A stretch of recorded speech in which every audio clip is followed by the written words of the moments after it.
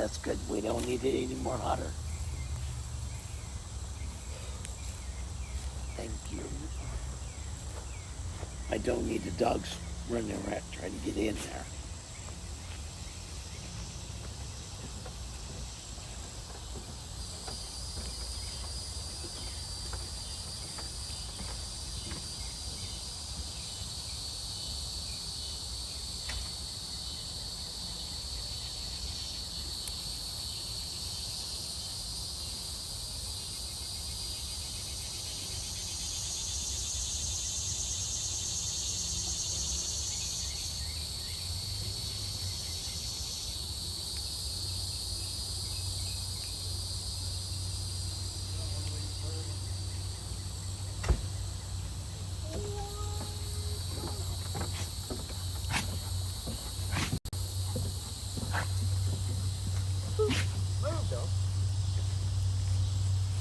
Of course, I have no chat.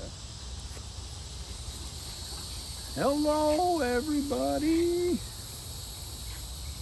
So I had Ryan put the wood All right. around this. Make it fine. where the dogs Yeah, are that's not trying to get in it. That's fine. I'm trying to get in a chat. There ain't nobody in it yet. Well, yeah, there is. There's 3 of them. Well, yep. Hello, everybody, and welcome again to the Fireside Chat. We are Wind Dancer Media. We're not chasing any storms simply because we do not have any storms. We've got a fun night ahead.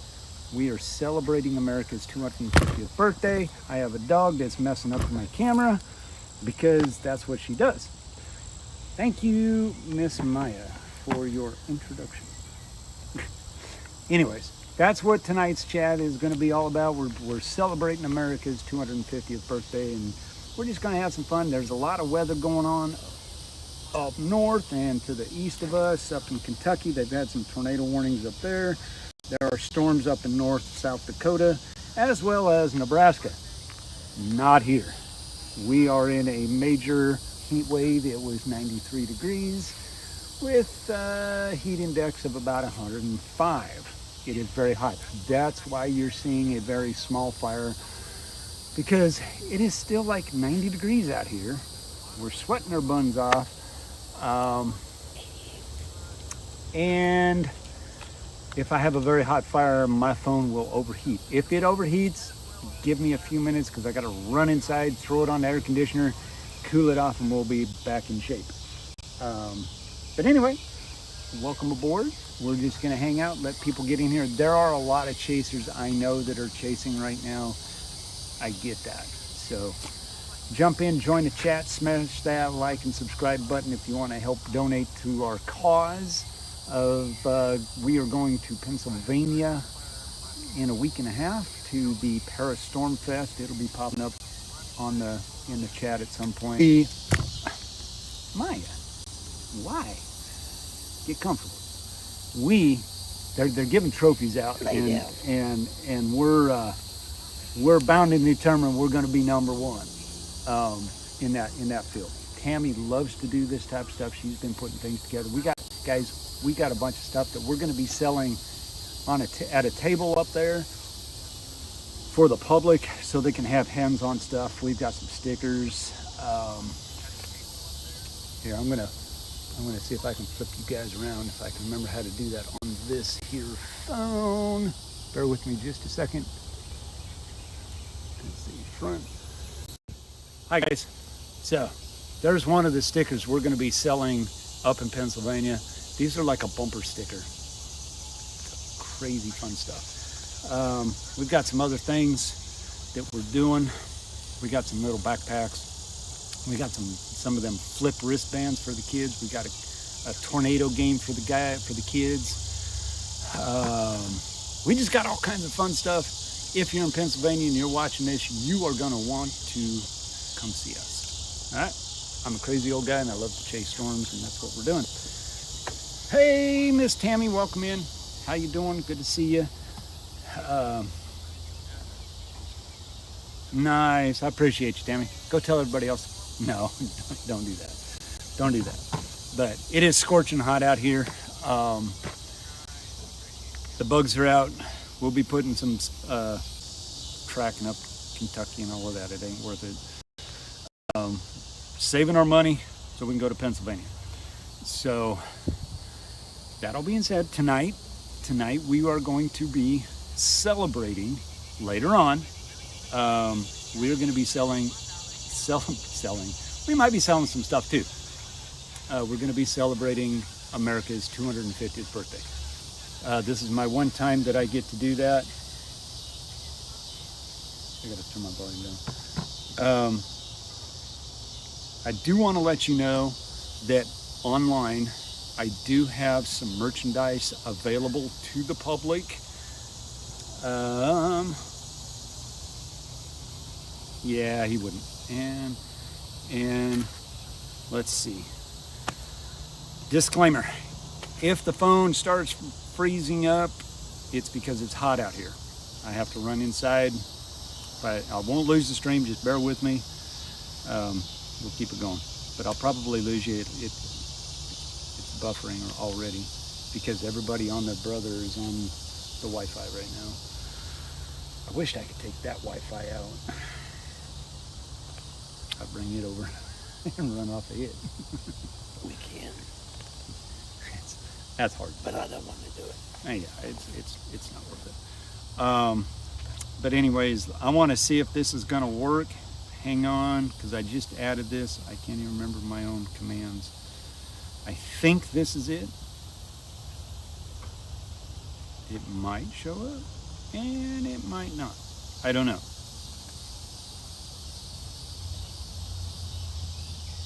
Nope.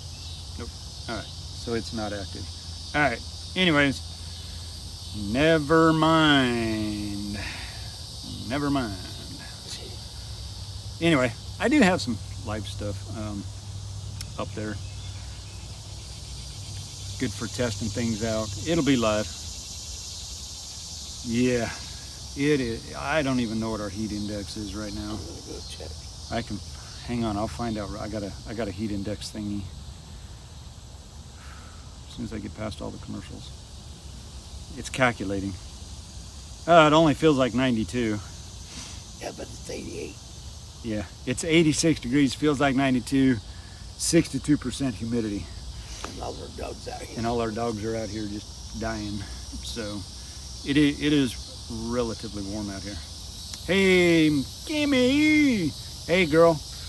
Got some fun stuff for you up in Pennsylvania. You're going to want to come. You're going to want to, I know you're going to be there, and I know you're going to come see us, and I'm looking forward to it. We got some fun stuff that you're going to want to take home with you. Spread the word. Spread the word. We got some cool things planned for that, just specifically for that event. Tammy's been working really hard. She's sitting over to that direction for me, off to my right. And she's been working diligently at getting things prepared and getting it organized, getting it brought in. Guys, if you want to help pay for this trip, this is a big trip for us. It's a 13-hour drive. We're going to be gone for like 4 days. 2 of those days we're going to be driving. 1 of those days at the event. And then we're going over to Philadelphia and hang out over there pretty much portion of the day. And then we're going to head home, and we'll be doing some live streams, you know, just some fun stuff as we can. Hey, CG. But we got a lot of fun things. I'm not going to disclose everything because it's a surprise. You're going to want to be there to get hands-on. All right, we have some fun things planned for the Parastorm Fest up in Tars, Pennsylvania, Township, Pennsylvania. Huge shout out to PA Storm Trackers for putting this event on. It's going to be a fun time. It's going to be a fun time. You're going to want to be there. We are going to make it fun. I have some surprises for all the folks up there. I've already told them they get to do the chicken dance. If I'm going to drive all the way from Arkansas, by golly, they're going to do the chicken dance with me, and we are going to get that on video, and I am going to spread that all over the internet. It's going to be great. It's going to be great. You might even be able to get. I wonder if I can get Dr. Forbes in to do the chicken dance. I think that would be awesome. Guys, I'm gonna tell you now, I don't have a big fire going because it is so hot out here. Very humid. And we just put some little sticks on, and this thing blew up. It got it going. It's gonna be fine. We're gonna add a little bit at a time. I've got daylight. We're outside in our front yard. You're hearing the elements. It's almost dark. As it gets darker, I'll flip the screen over. But tonight's stream, later on, we will be talking about America. We're going to be talking about the 4th of July. And we're going to step back in time a little bit. I'm a history buff, so by the aid of AI and the internet, I was able to come up with some historical facts and things that I think are kind of important on the historical side of the event, it being the 250th birthday of America.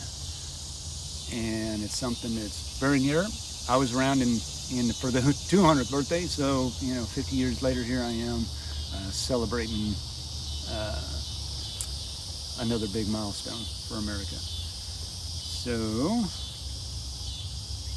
woohoo! What's happening in the chat? CG, Kim, Tammy number 1, Tammy number 2.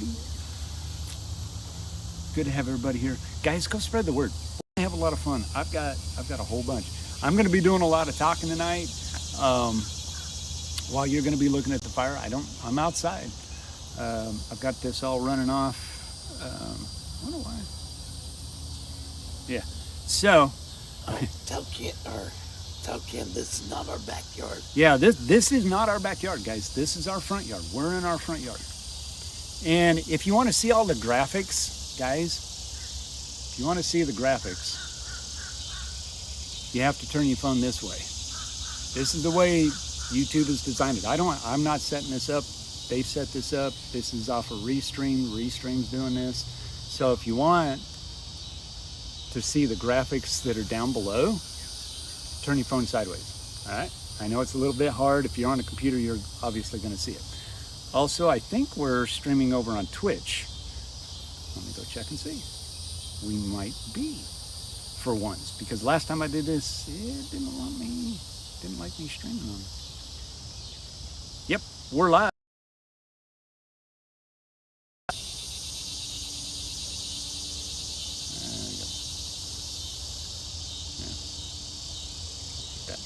So we're on Twitch. Okay. So that's a good thing. I'm trying to build up the Twitch side of things, because if I can get monetized over there, and if I can actually get some folks over there, and build that side of things up, Twitch actually pays better than YouTube. They really do. I've found that out. I know a couple of chasers. Everybody's streaming over there. Why not? Why not do it? So we're going to be we're live over on Twitch. So I'll be bouncing back and forth.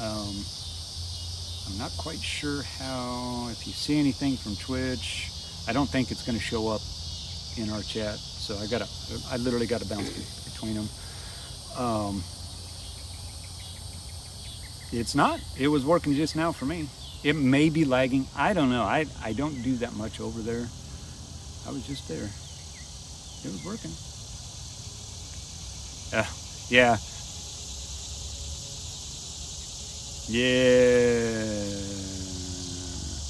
It's kind of working. Yeah, don't worry about Twitch. I'm not really worried about Twitch. Not worried about it. I can get off. This one can get off. That has to stay on. Is my phone hot?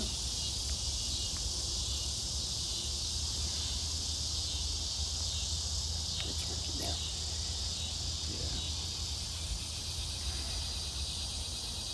Yeah. Yep. All right. Where are we at? So I'm not worried about Twitch. It is going to do what it's going to do. Gotta have that, get that, put your phone plugged in. Huh? That, your phone, What about it? get it plugged in. Yeah, probably gonna want to. All right. So we got quite the little setup out here. Got things rolling. Like I said, guys, if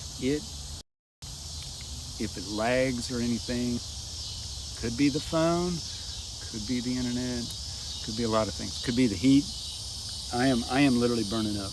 Um, and I've got one of these breathable shirts, and I am just cooking. So if you want to see what the fire looks like, let me switch to the front there. Maybe. No, wrong one. Back. That's what our fire looks like, guys. It is barely going, and there's a reason for that. And that reason, because it's hot out here, I will be throwing more stuff on, just not right now. Until the sun really goes down and it starts cooling off, which I don't think it's going to do. I may have to bring a fan out here. I don't know. Just blow the bugs away. So, anyways, where was I?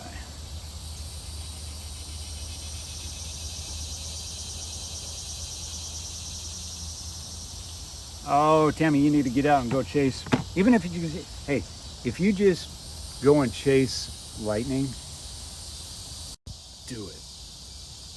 I'm telling you, if you're a chaser and you've chased before, I'm gonna tell you those instincts. It's just like riding a bike. They will come back to you and you go, oh, hey, I didn't know I could do that. You can do it. Did you know that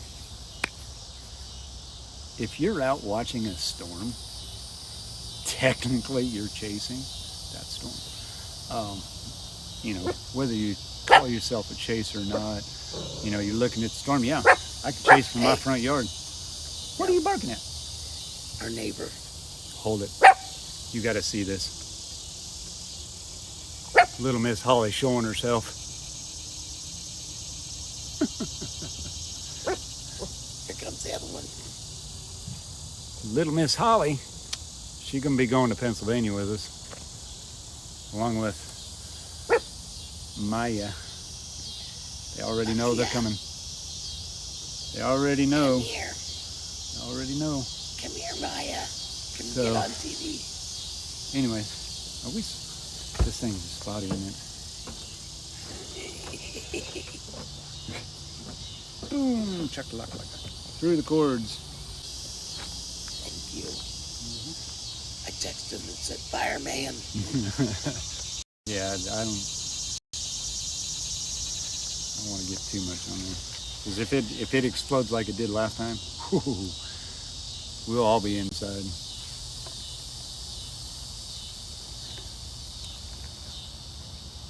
So, anyway. Yep. Time to get out there, miss. Phone's not hot. I don't know what's going on. No Wi-Fi. I could take mine off. Please do.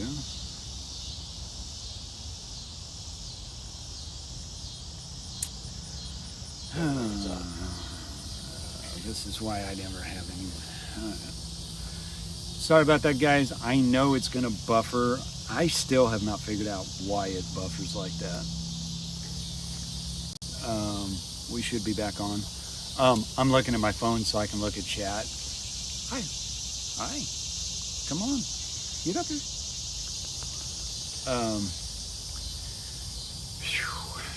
Yeah. So if we can get, I'm waiting until dark before I really dive into the celebration part of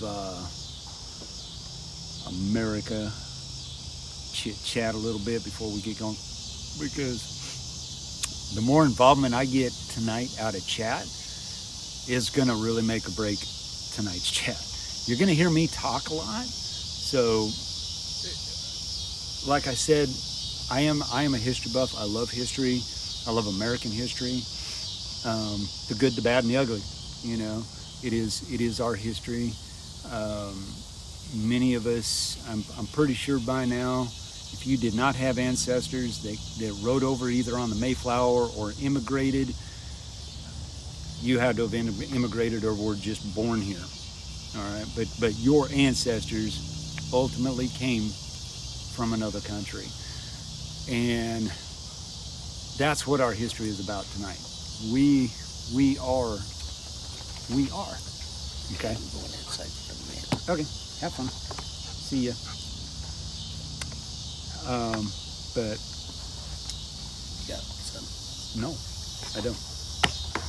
Thank you. So yeah, we might hear some. I think it'll be great if we can get some. There's a couple fireworks stands, couple blocks away from us. They might shoot them off. It is the weekend, and it's getting closer to the 4th of July, so I think that would be very fitting. For that tonight, I don't have anything, as far as fireworks for the channel. I'm sorry, I'm a slacker. This is just a real basic thing.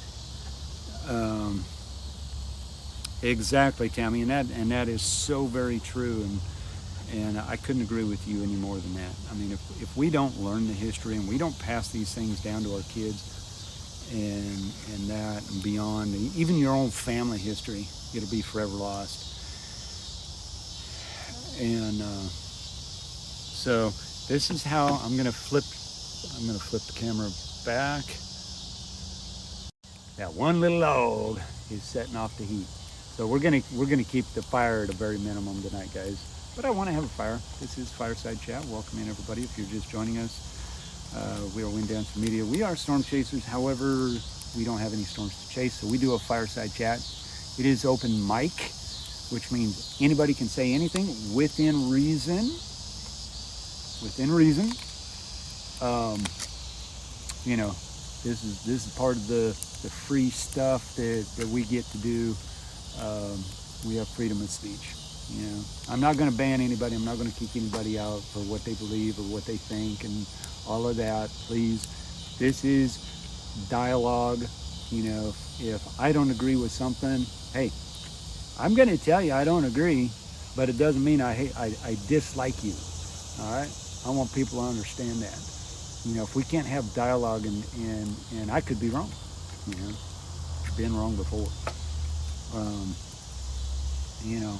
So I want everybody to understand that first and foremost. This is open mic. This is open chat. Done in 3 years. We have done almost 65. Now, granted, none of them, we don't get a lot of folks in here, but we have a heck of a good time. At some point, I'd really love to see this just blow up. I know, with the format that it's in, it's not going to do much. It's not going to go, very far. I get that, but that's not what this was designed for. This is designed for people to get things off their chest, talk in chat, because that's the form of communication that we have. You are more than welcome to speak your mind, as long as you keep the cussing down to a minimum. Streamlabs will get you anyway, so regardless. So watch the cursing, watch the bad mouthing of other people. I will not tolerate the Lord's name in vain, and I will not tolerate somebody bad mouthing the president. I don't care who the president is. You will not bad mouth them. Period. You got that understood right away.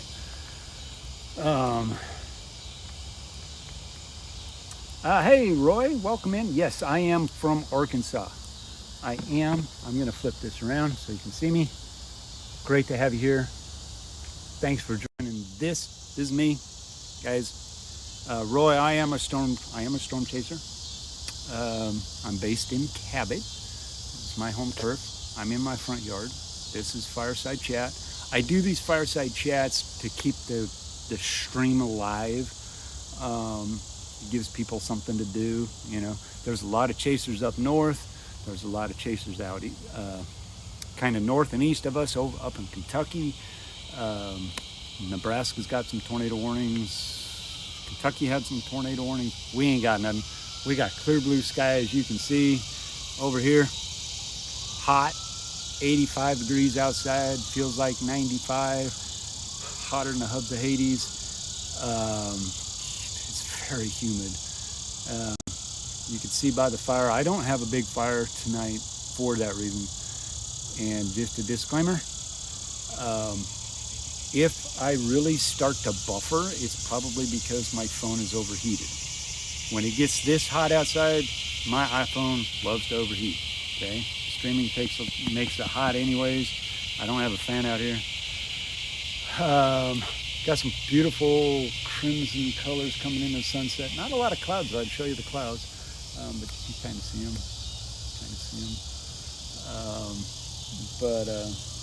Yeah. Much. There's a few places I won't go, which is needless. My wife, who usually is with me, other Tammy in the chat.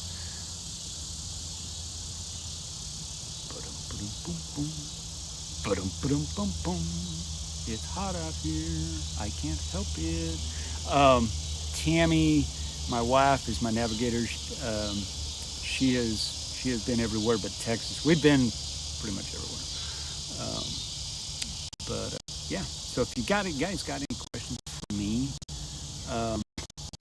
please ask them. Gives me good. You can see I'm gray-headed. I'm an old guy. I'll be 62 years old, and I'm chasing tornadoes. Thus the hat. If you can read the hat, I can't see it. But if you can read that, that's cool. It says never trust an old man that chases tornadoes. I'm on a panel of 6 at the Paris Storm Fest. Open public. So the more questions that you can ask me that you might not know,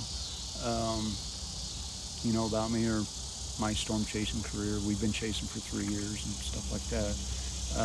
Kind of gives me, I've been playing this in my head. What would I ask somebody? Hey, the general questions and that, and it's kind of fun.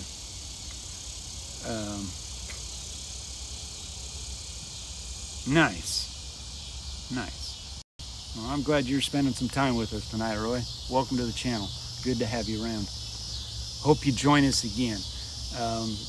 Fireside chats are just, we do some crazy fun stuff. Sometimes they're very chill, just depends on. Hang on, I gotta, bear with me just a second. I've got to look something up because I am not sure why this is not showing up, and I've got to find it. Can't believe I can't find it. Now I can't find it. When I want it the most. Okay, I'm gonna have to go look it up. Gosh darn it. Gotta look it up. Let's see. That's it.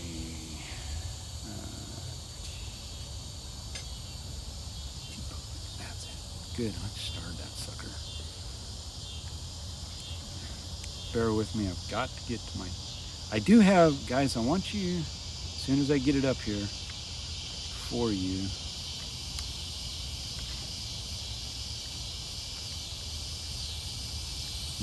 I'm getting the website. I'm going to post it because it was supposed to be done. I want you, oh, that is so cool.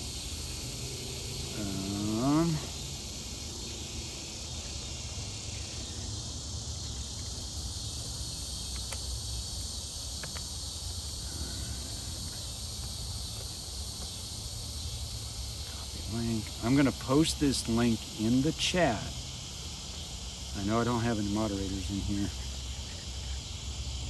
I'm going to post this link in the chat. This stuff is live. This is my merchandise side of things.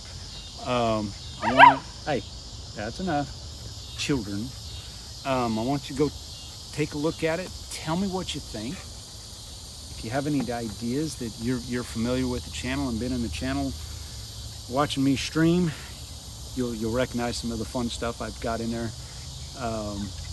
Let me know. let me know. You can DM me if there's something specific that you would like to see that I can make a graphic of and I can put on a t-shirt or something like that. DM me. I am on Discord. I do have a Discord channel. That is in the description. I need to add this to the description as well. I have not got it turned on to YouTube yet. Just trying to keep it a little separate. But it is live. I can do it on Discord or on YouTube, but YouTube tends to take a little bit of their cut. I'm trying to avoid that if I can. Catch my drift. Sun's about to go down. Oh, thank you, Elaine. Hey, Elaine, good to see you. Oh my gosh, Elaine's been a member for 16 months. Woohoo! Thanks for the jewels as well. Good to have everybody here.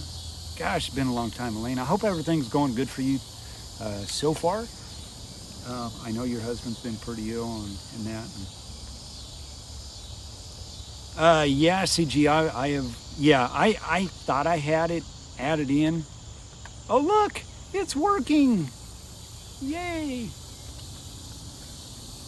My events are actually working. That is so cool. First time I've ever seen that.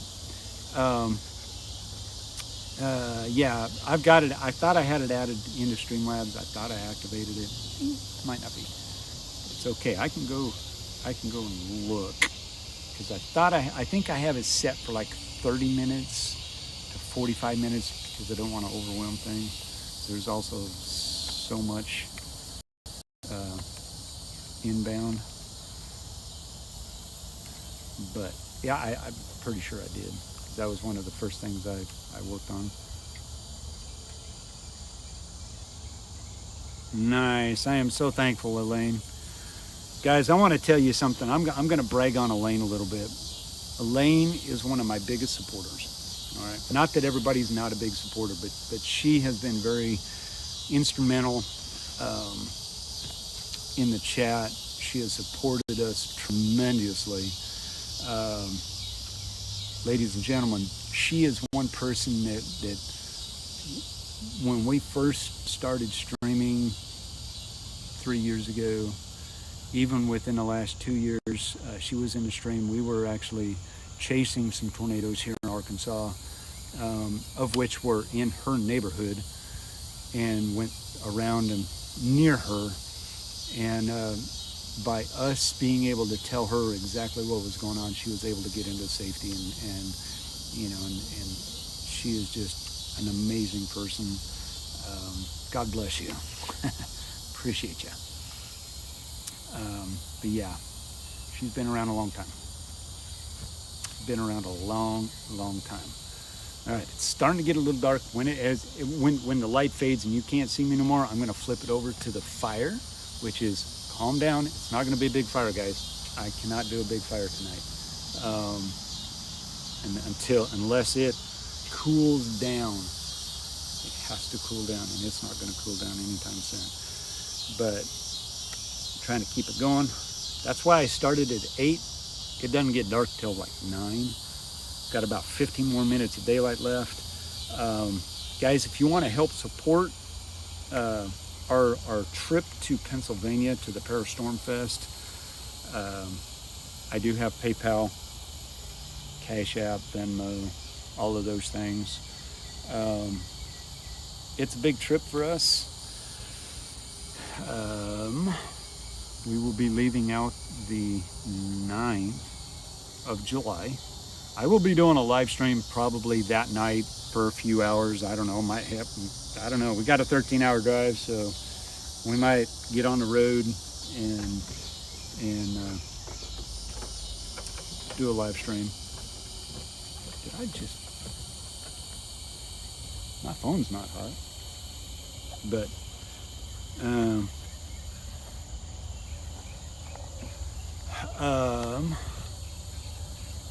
but we're going to be doing a couple live streams that night just to keep me awake for a little while. Like I said, we got a 13-hour drive to Tars Township, Pennsylvania. Never been there. I know it's south end south and southeast of Pittsburgh.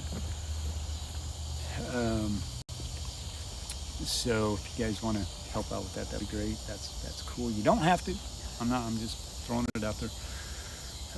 I'm not one of these guys that I'm not the storm chaser that's going to ever ask for money. I what I do is what I do, and don't get me wrong, it all helps, but I'm very rarely will ever ask anybody for anything.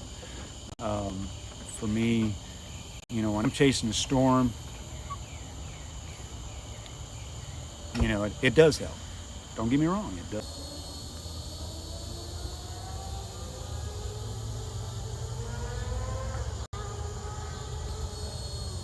Oh yeah, no, Elaine. I totally understand that.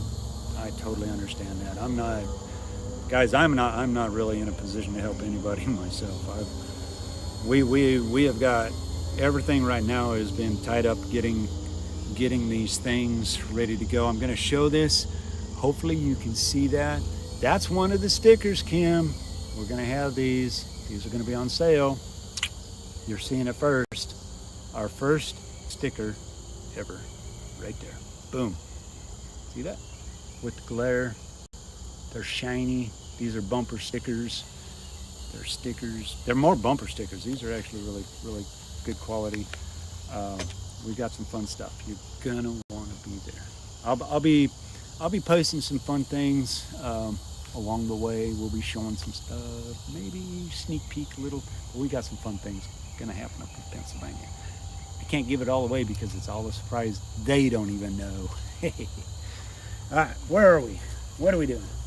All right, it's getting dark. I'm gonna flip you guys around if you don't mind. Great to have everybody here. First, I'm gonna flip around. We're gonna get into the 250th birthday. I wanna switch gears a little bit, take a little breather, because I gotta get things lined up so I can be in chat. And I'm gonna be doing some reading, some historical reading of America. And I'm gonna ask, I do a poll, but I don't think I want to do a poll. I want everybody to think, share it in the chat by all means.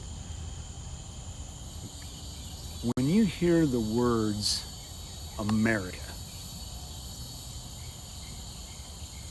USA, what does America or USA mean to you? Flip you around, let you think about that. There's a beautiful fire.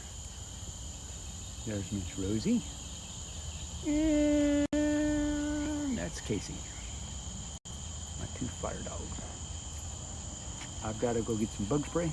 I'm going to let you ponder on that. Feel free to share all of that in the chat. Guys, spread the word what we're doing tonight.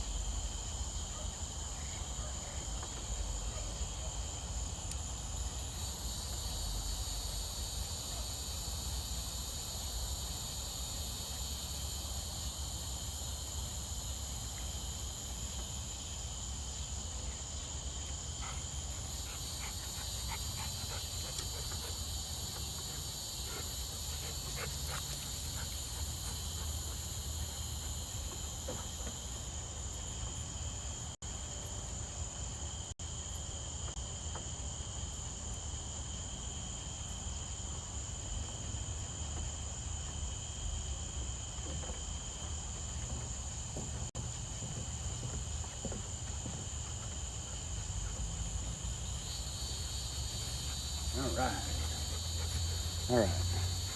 Now I may have to put some more stuff on that fire. All right.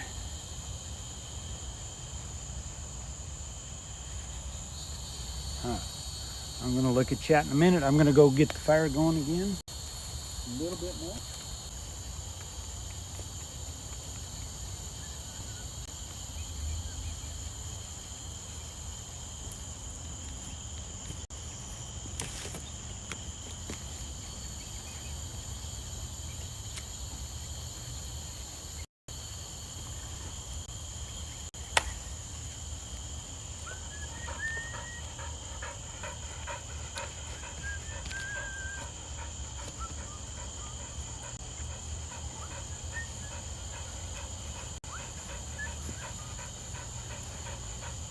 All right, guys. Got the fire going.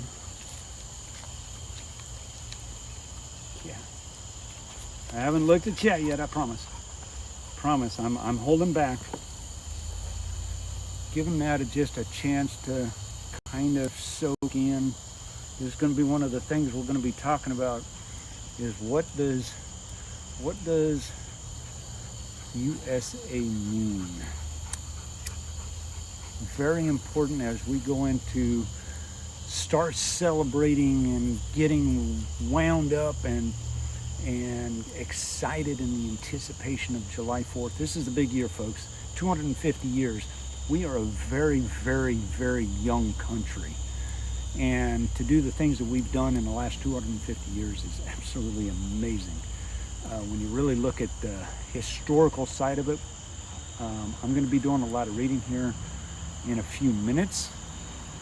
We're going to be talking about it, and we're going to be discussing it, and some of it's not so good, you know, but some of it is absolutely mind-boggling.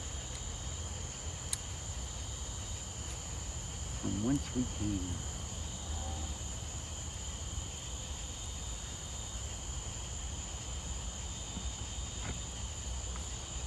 And thank you to all your family members that were servicemen or women.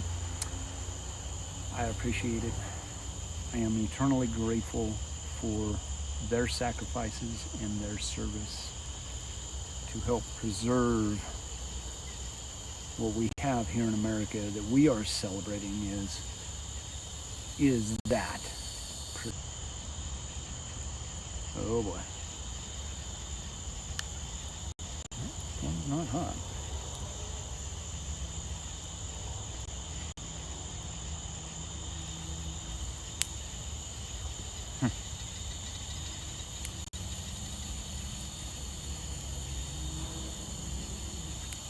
Vietnam.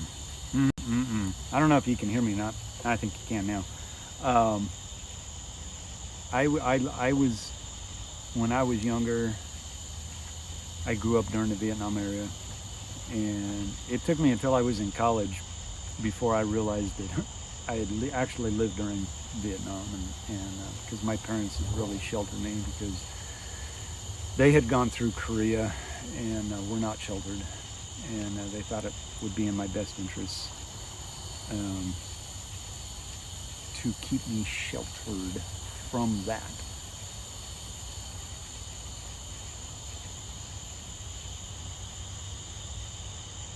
So, thank you, Tammy.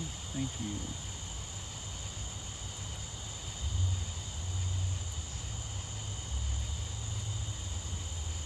Got one more thing to check in on. Gotta go check over on Twitch, see what's going on over there. Because it's spinning. It's spinning. I think I just got turned off from them. It's not even going. Yeah, I don't know what happened.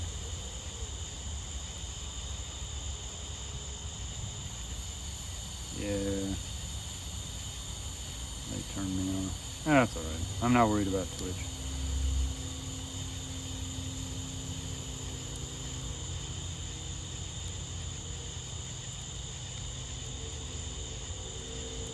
Amen to that. Man, I love to hear stories of veterans. Come on, don't you die on me. There we go. Okay, you guys can hear me. Whew, I hope. yeah, I love to hear stories of veterans. Every veteran I come across, I'm always asking, hey, I always ask them where they served. If they want to tell me, that's cool, that's great. I think it's important. It is part of the history. And as we, celebrate the 250th birthday of America, of the United States of America, USA, we owe that to the veterans, especially nowadays. Especially nowadays. Guys, there's some stuff going on that, holy smokes. I've been keeping up with it, getting very familiar with what's going on around the world and what's going on. And it could be a very scary time. It could be very scary. And now, but we'll save that one for another stream. But we owe everything to them. Yep.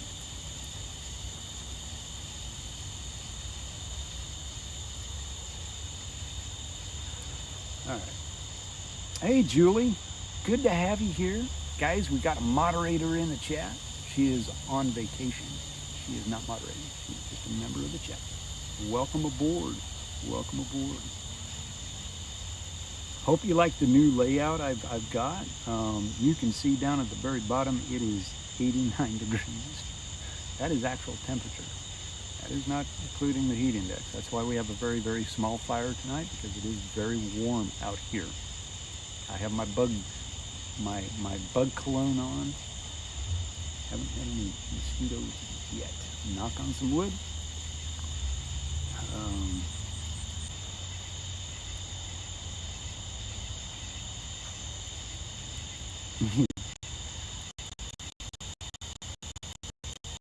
Yeah, we are sorry about that.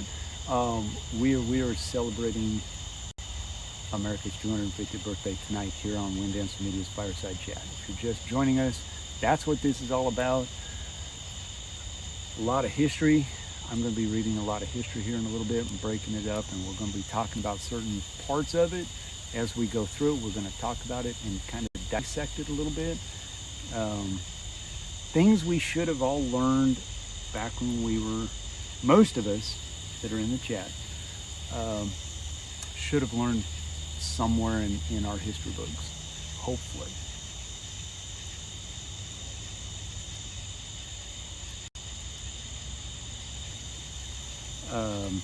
Yeah, Julie, you're here. Only thing I'm going to ask, Julie, is that if it gets really wild and crazy, you have the right to jump in and do your job. Other than that, yeah, you're on vacation tonight, and it's all good. Oh, just had a bug on me. That ain't good. Probably need to put another 15 layers of bug juice on me.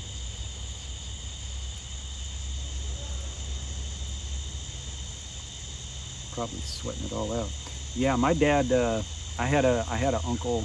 Well, my grandfather was in World War II. At the very tail end of World War II, got out on a medical discharge. I had an uncle who was a Marine during Korea. Had another uncle on my mother's side in the Navy during Korea. My dad actually got his papers to go over to Korea, and they turned him back and said, nope, you're not on our list. And thank God, because if he did, I wouldn't be here doing this stream right now. More than likely. Ah, there it is. Guys, go check out my merch. It just popped up. I can't remember what I had it set for. I think it was 45 minutes, 30 minutes, something like that. So it is there. I know the fire is not very bright. I'm doing that on purpose. Enjoy it. I have a kitty cat about ready to pounce me. All right, so I'm not going to be in chat, guys. I don't think. Let me get my tablet see if it's ready to be turned on yet. I'm not sure.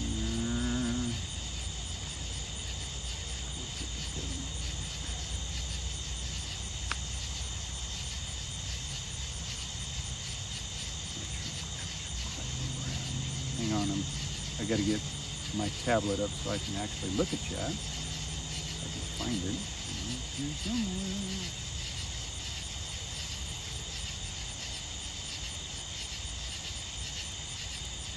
Come on, baby. Come on.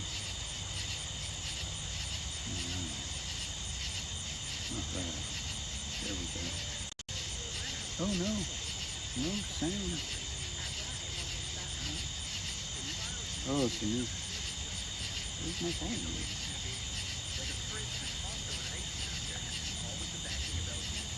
Oh, shut up. I want to be hearing myself. Hang on just a second. I can't see what I'm doing. I don't know where any of the buttons are. There it is. There we go. Whew. All right. I can see chat. I can see chat now.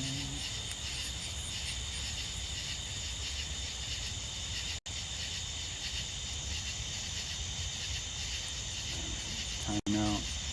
Hang tight, guys. I got to get some things.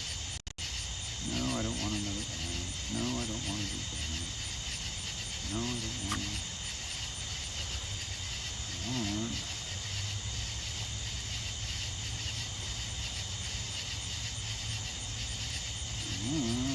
To get my screen a little bit brighter.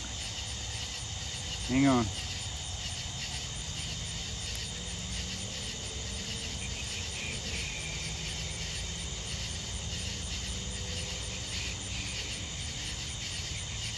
Gotta remember where it's at.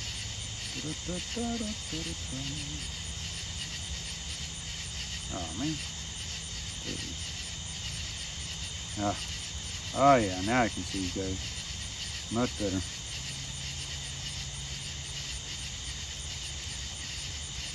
There we go. I can see everybody now.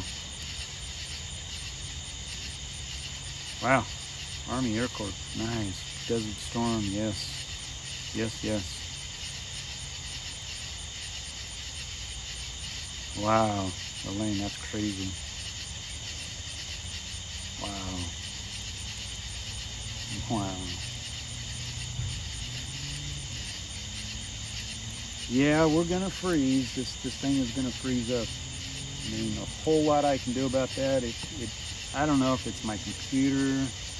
I don't know why it does it. I don't.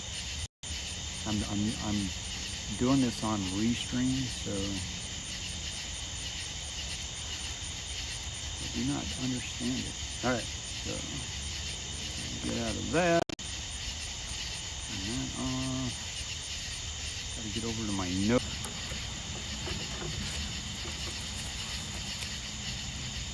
All right.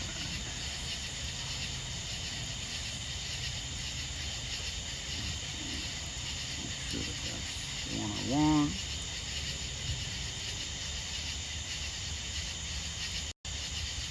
This might be what I want too. I don't know. Same thing. All right. So what I've got going on, what I'm going to do is I'm going to give an overview. I'm going to read all of this, and then we're going to break it down into centuries. All right.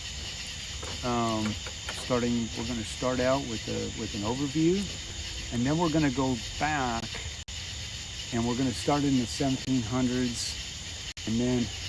Yeah, thanks, Ryan. Yeah, you can throw another log on there, or push that one down.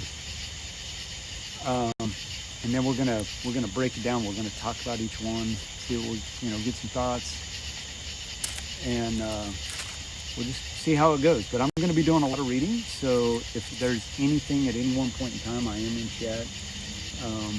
If the thing deteriorates and falls apart on me, it's probably because my phone is overheating or my internet messing me up. So, hey Josh, good to have you in. I'm looking at chat. I have two things going on here. I've got one on my phone, which I'm going to be reading from. I'm looking at chat. I can look at chat and do the both at the same time. So let's get this party started. Who's ready? Who is ready in the chat to get this party started? Guys, welcome to the 250th celebration of the United States of America tonight here on Wind Dancer Media's Fireside Chat. We've got everything out of the way that we were going to talk about earlier. Guys, if there's anything you want me to slow down and repeat, please feel free. No, Holly. No, baby. Go get over and... Okay, maybe not. Holly's got to be in my lap. I can post this over on Discord somewhere, or I can send it to you directly.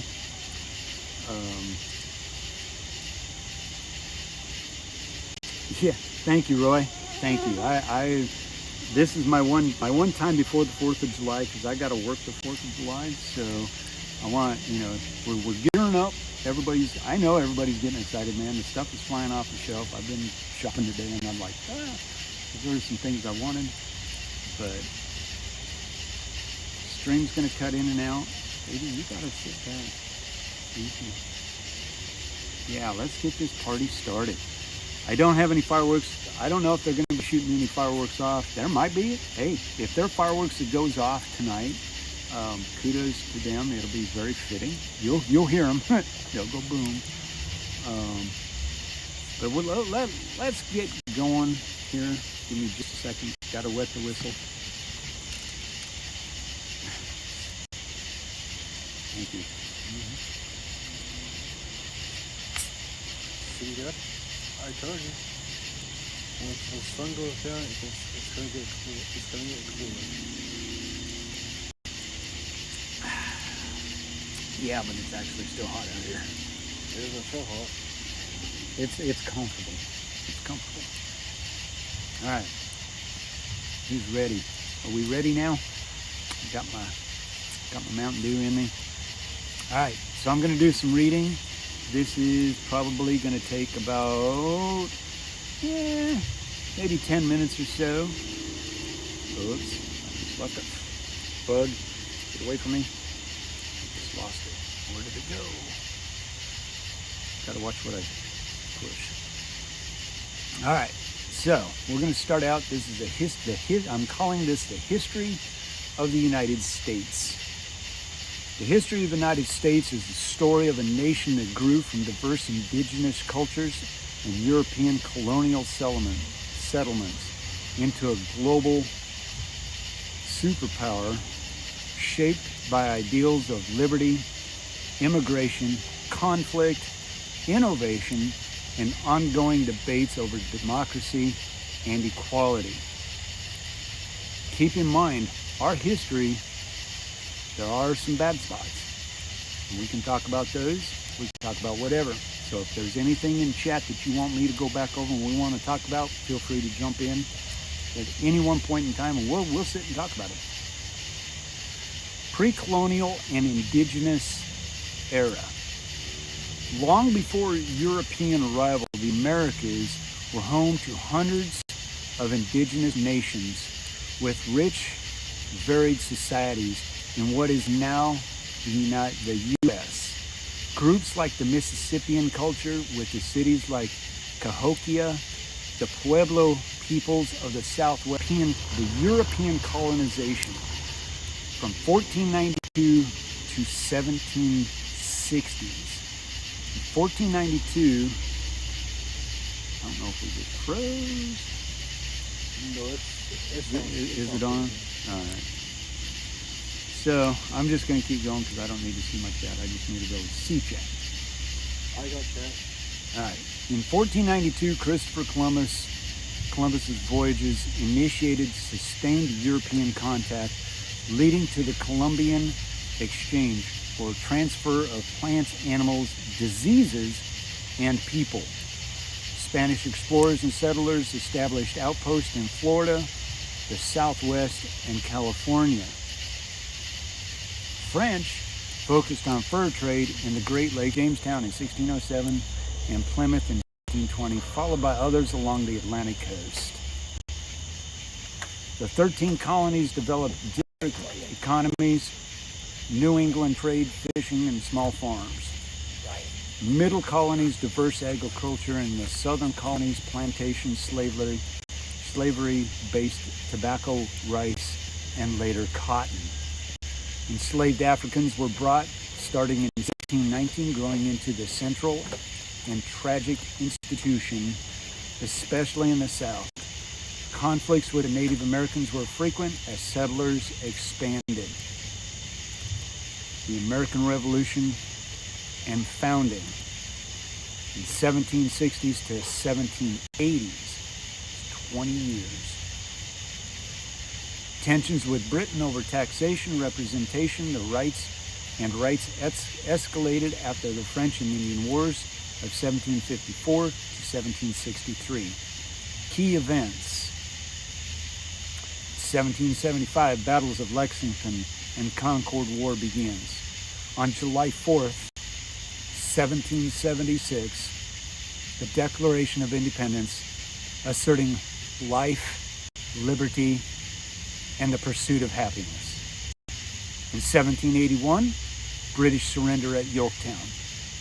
1787 to 1789, the Constitutional Convention creates the U.S. Constitution with a federal system, the separation of powers, and the Bill of Rights in 1791.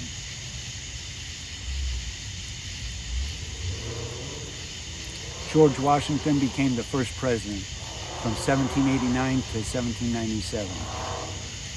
Early challenges included the Whiskey Rebellion, partisan divides, the Federalists versus the Democratic Republicans, and the Louisiana Purchase in 1803 under Thomas Jefferson, which doubled the U.S. territory. The 19th century expansion, division, and reconstruction. This is an overview, folks, of our history. We're going to dive into each section in a little bit. Westward expansion, manifest destiny drove settlement. Key events include the Trail of Tears, the forced removal of Native Americans, Texas independence in 1836, the Mexican-American War in 1846 to 1848, adding vast territories including California and Oregon Trail migrations. Industrialization and reform. The North industrialized and the South relied on cotton and slavery. Movements for women's rights, the Seneca Falls in 1848, and the abolition grew. Civil War, 1861 to 1865. Triggered by Abraham Lincoln's election and the Southern secession over slavery and the states' rights. Over 600,000 died. Union victory preserved the nation. The 13th Amendment abolished slavery in 1865, followed by the 14th and 15th citizenship. Quiet. Dang it, Siri. Got to start over. Not all the way over.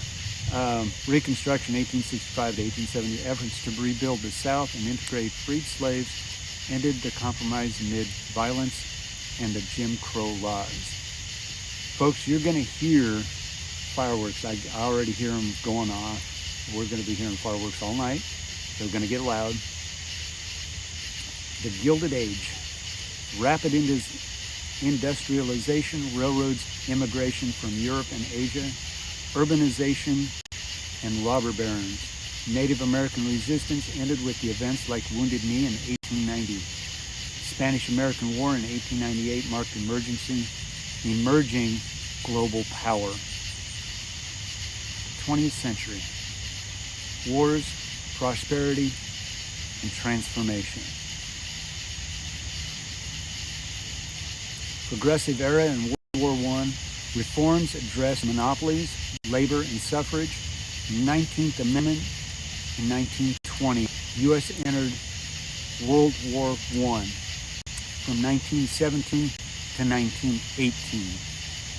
The Roaring Twenties, economic boom, cultural flourishing, Harlem Renaissance, followed by the Great Depression in 1929 onward. The New Deal and World War II. Franklin D. Roosevelt's program combated the Depression. U.S. entered World War II after Pearl Harbor in 1941.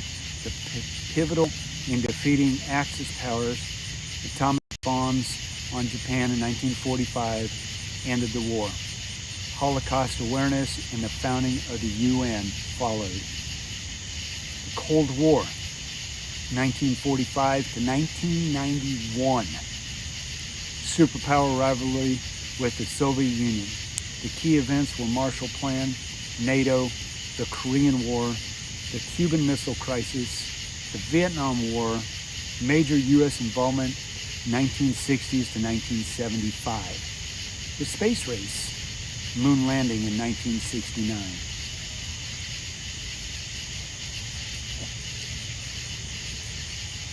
Civil rights movement, led by figures like Martin Luther King Jr. It achieved the Civil Rights Act of 1964 and Voting Rights Act of 1965. Second wave feminism, environmentalism, and other movements grew. The late 20th century economic shifts, stagflation in the 1970s, the Reagan era conservationism, and tech boom. Fall of the Berlin Wall in 1989, the Soviet collapse in 1991, left the U.S. as the sole superpower. The 21st century. Post-Cold War, globalization wars in Afghanistan from 2001 to 2021, and Iraq from 2003 to 2011, following the 9/11 terrorist attacks. Economic and social changes. The Great Recession of 2008, Affordable Care Act in 2010, the rise of social media, debates over inequality, immigration, and climate. No, Siri. Siri, stop.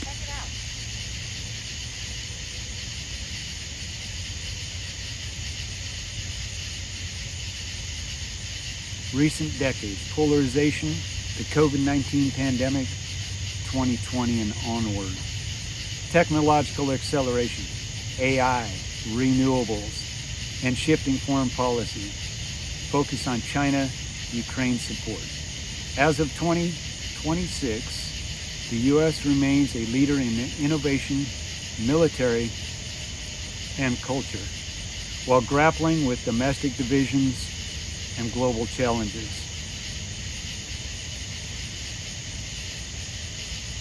Enduring themes. Immigration. The U.S.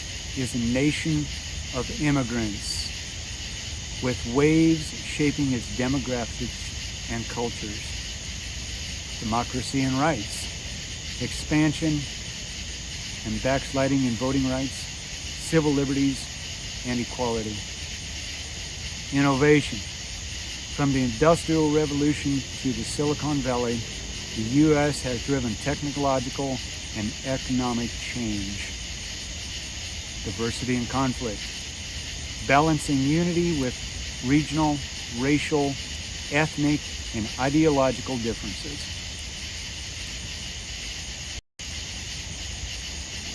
And if you want to read deeper, I can send this to you. There's a whole thing where you can get all of this information.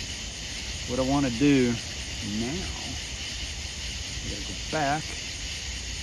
Is there anything in all of that? I know that was a lot, folks. That was a lot. Hey, Marcy, welcome in.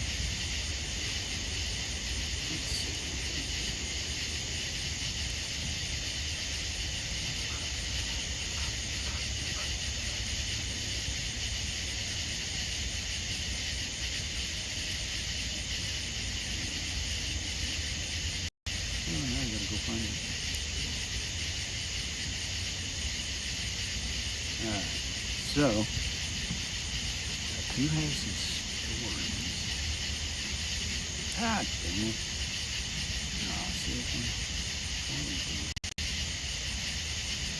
Whew. Marcy, welcome in the chat. I know that was a lot, guys. I totally understand it. There's a lot there. American history is full of stuff. Full of stuff. And it's I find it very interesting because a lot of it has been forgotten, it feels like, and it seems like. And it just feels like we've lost that edge, if you will. I don't know what it is. To me, it just feels like, you ask somebody, hey, what happened in the 1800s? They couldn't tell you. I don't know what it is and all of that, but I looked up also because I love to tell stories and that.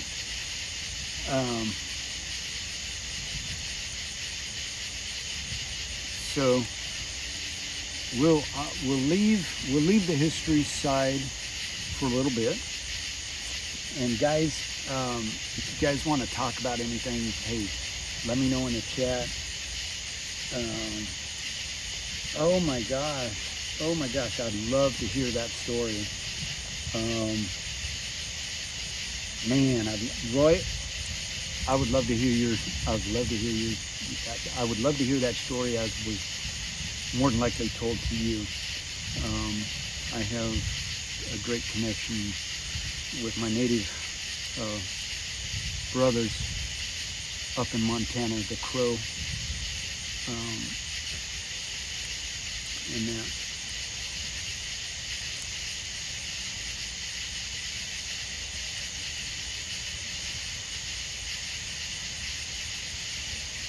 Yeah, see, and that's the part of the history that's lost is it wasn't just the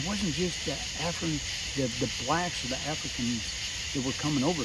There were Scottish, there were slaves, there were Irish. Believe it or not, the Irish were the biggest amount of slaves ever. Yeah.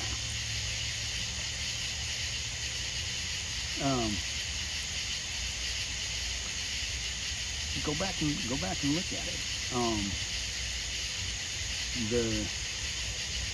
The Irish were the largest contributors to being enslaved.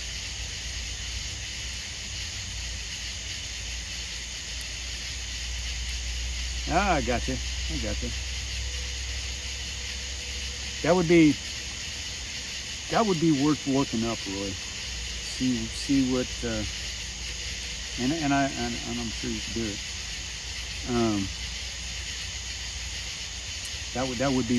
That would be worth. I'm here to tell you that would be worth digging into. I was always told that I was part Shoshone Paiute. No, Siri, quit. Stop, Siri.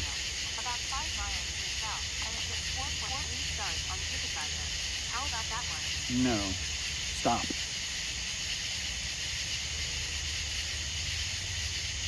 No, damn it. Why I don't like Apple. Siri don't know when to shut up. Hang on, guys, I'm having technical issues here. Let's figure out how to turn this thing down. He's not supposed to be talking. Wow.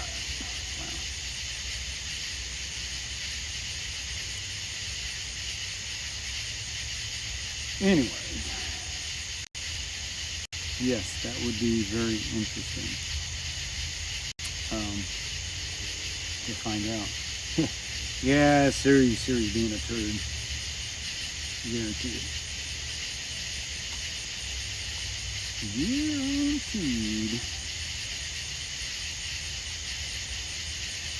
All right. I don't know about you, but it's hot out here. Yeah. Yeah. Oh, yeah. By the way, Roy, you can ask Sparky a question. Just it's exclamation Sparky, and ask it a question. Ask Sparky a question, and he might give you an answer whether you like it or not. We try to keep things kind of on the funny side. He does have a quirky sense of humor. Feel free.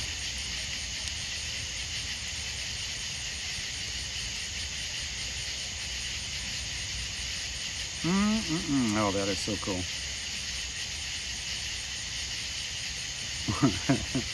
Yeah, I would say no. That's true. Very, very, very true. Yeah. No, that's the cool.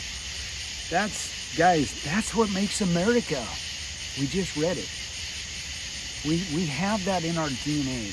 We have that in our blood.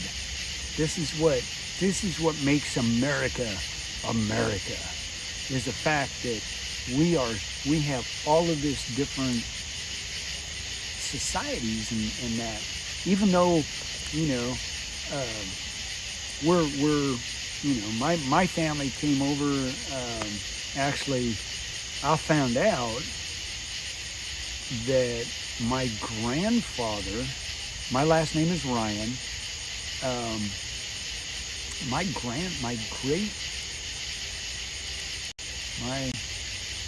great grandfather immigrated to the United States from Ireland. the way it is originally spelled is German, and I find all this things out, but I can't go into really the details of what my great grandfather did, but they weren't good. So I have German Irish blood in me. As far as the Shoshone Paiute, I kind of found out that was not the case. It was actually on my great aunt's side of the family, which had absolutely nothing to do with us. Although it's, I guess there, I don't know how that all works out.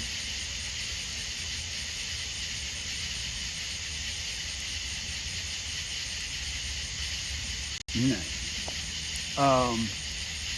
And that, and so, I try to tell anybody, learn your family, what it was like, back in the day. My grandmother, my grandmother was born turn of the century. I mean, 1800s, all right, and lived to well in her 90s, and I used to, I didn't as a kid. She would tell me stories, things, this and that,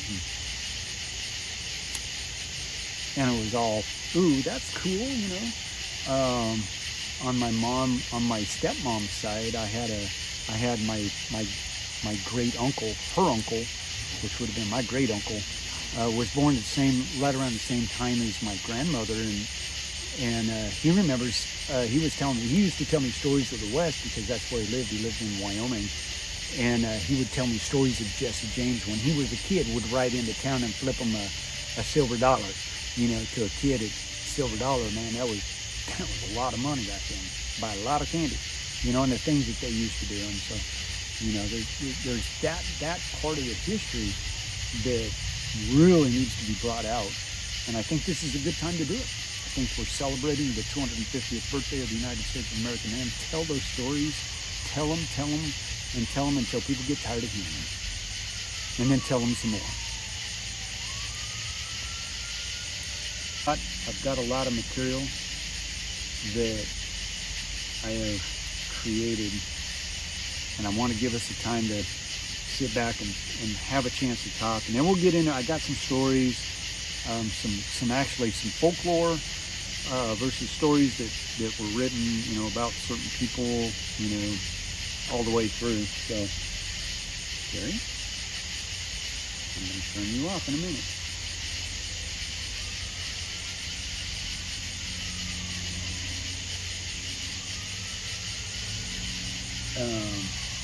Hopefully the stream doesn't die. I would be really sad if it did. Really trying to. Phone might be getting a little warm, guys. I don't know.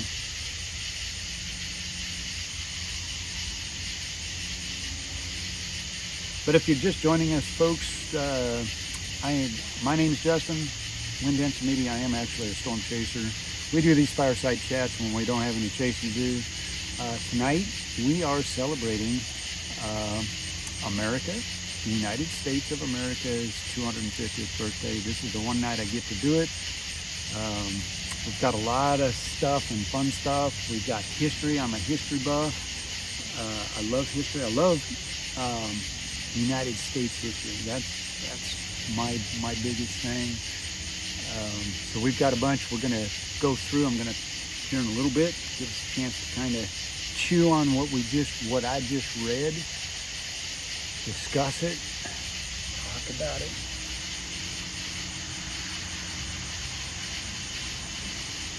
Yeah, Marcy. Well, you know, my dad always told me that I was found under a cow pie out in the middle of the desert up in Wyoming. So, yeah, I can identify with that, although I don't think I really was. Actually, I was born in Utah.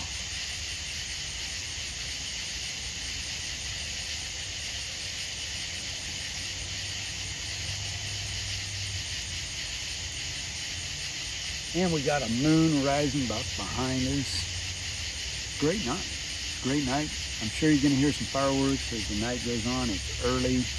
We got a couple fireworks stands. They let some off a little bit ago. Kind of jump scared me a little bit. Wasn't expecting it. See them over in the trees there. I'm sure as it gets closer to the time of them shutting down, they're going to start popping them off. And I think it's very fitting.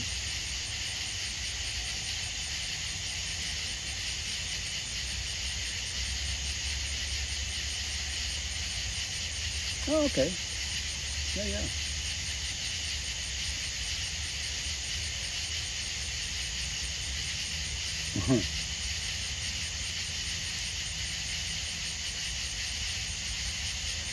So, what do you guys doing the 4th of July? I've got to work until 7, unfortunately. We haven't really got anything planned. I actually thought about doing a stream, although I don't know what I would stream. I mean, I can't do fireworks. I can't go anywhere and do fireworks because of the music. I'm not even sure I could even live stream somebody else, like the news or something like that, because it's all copyrighted stuff.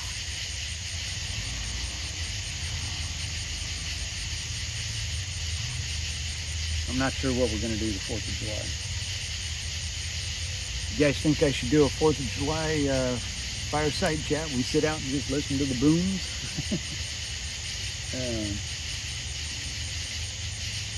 Nice. Who's winning the World Cup? Who's winning tonight?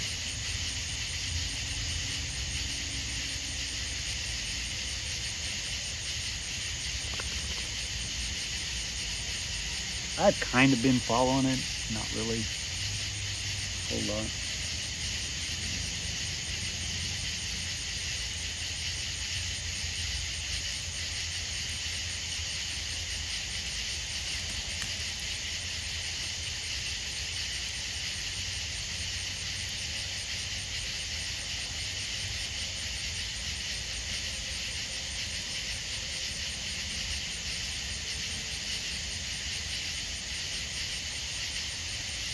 No, that's fine, Marcy.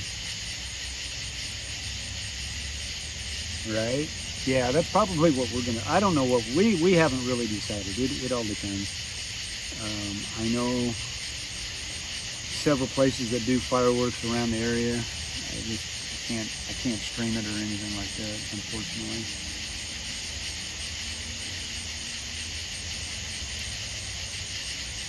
One of two things are going to happen. We're going to go find the counties, or we're going to go to a rodeo that I know has got a big bunch of fireworks.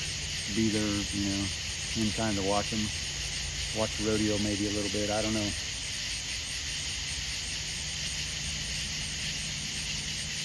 I don't know. Oh, I'm sorry, Elaine.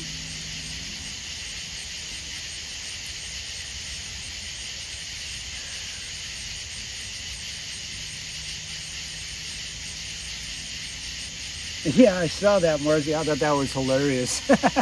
I actually thought that was hilarious. They bypassed all the rules, the laws, and went and rented the boats, the yachts, and had a big party. Yeah, I thought that was hilarious. The Scots, the Scots are amazing. They will come up with a way to drink. I guarantee it. Guarantee it.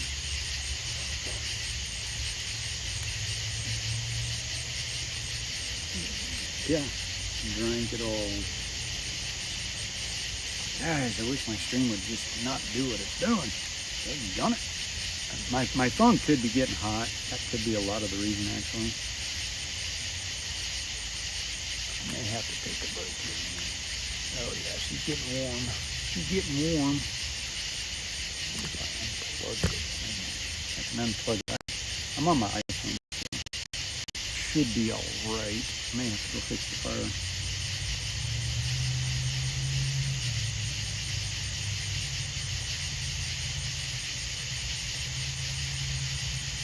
You know, and I find that very interesting, Elaine, because that is so true. And I actually learned that through my Native American brother up in Montana. That they were very, they were unfortunately looked down upon.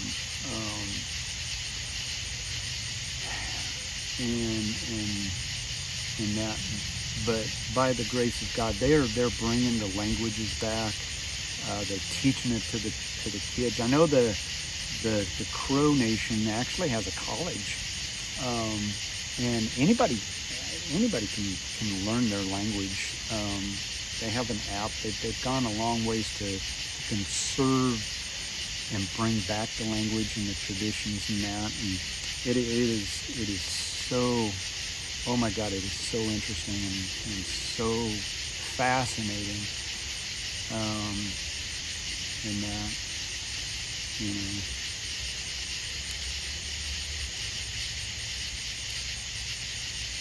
Oh yeah. The yeah.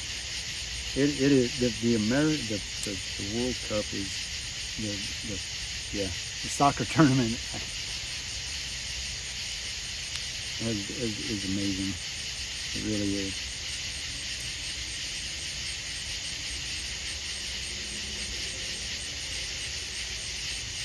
Oh my gosh, Roy. Yeah, see, that's so sad. That's so sad. Knowing. But they had to do it, I mean, and that's the thing, with the Native Americans was they, oh man, how do I say this? They were not treated properly. Put it out there. They were not treated fairly, and nobody gives a rat's ass about it. They did not care, the white man, so to speak, really didn't care. They wanted to eradicate them, which was wrong, so many ways.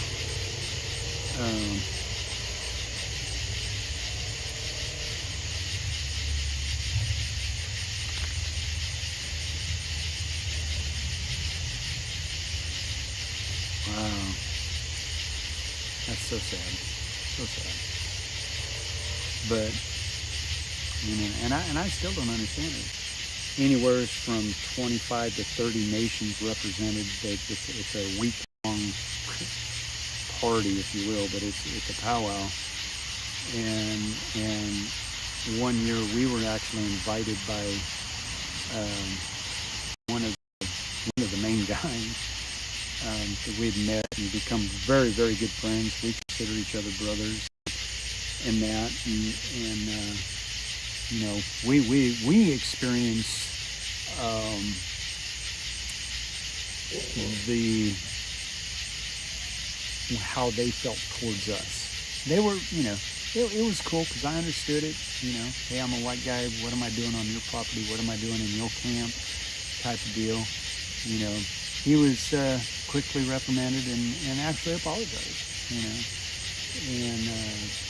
so, there again, if we as citizens of the United States could learn to forgive and forget, but have an understanding. I try to tell people, I can't help what people did 100 years ago. I can't help what people did 50 years ago. I can't help what people do today. Other than I can speak up and talk about it and say, hey, this is wrong. This is not right. Can we get around it somehow so that I can communicate logically with you and learn from you as you learn from me? Makes sense?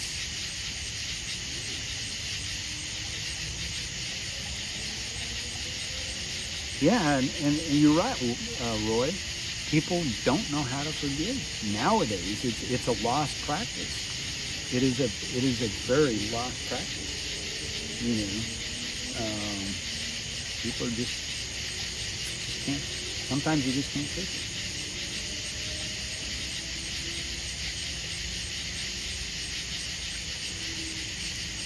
Exactly, Marcy. That ain't enough duct tape. You can't fix stupid.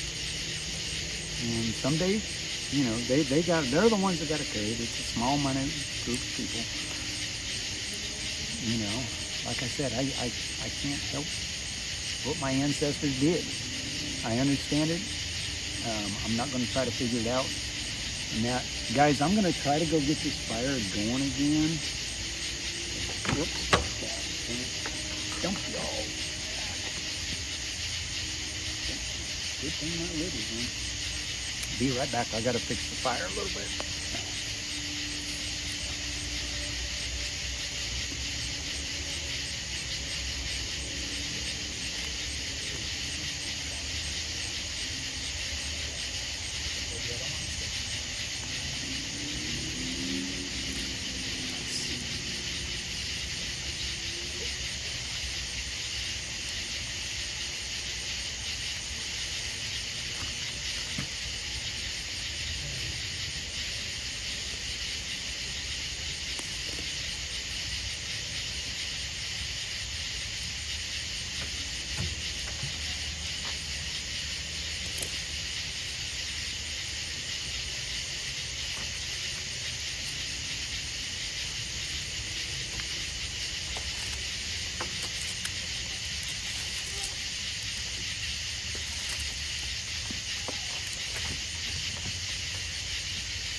Big old focus stick.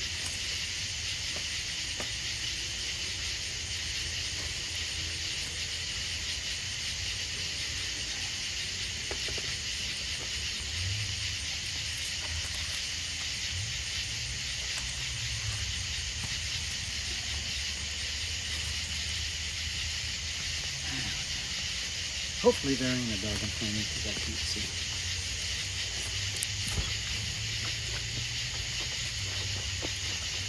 Whew. Go lay down on it. All right, that's a little better. That's a little better.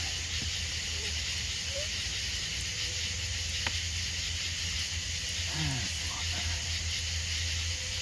Yeah. All right, fix the fire. Oh, Marcy. Cowboy Cha-Cha for 25 months. She is my OG. This is 25 months is exactly how long we've been streaming. Actually, a little bit longer than that. He says, me old Elo, happy 250 birthday. Oh, Siri, knock it off.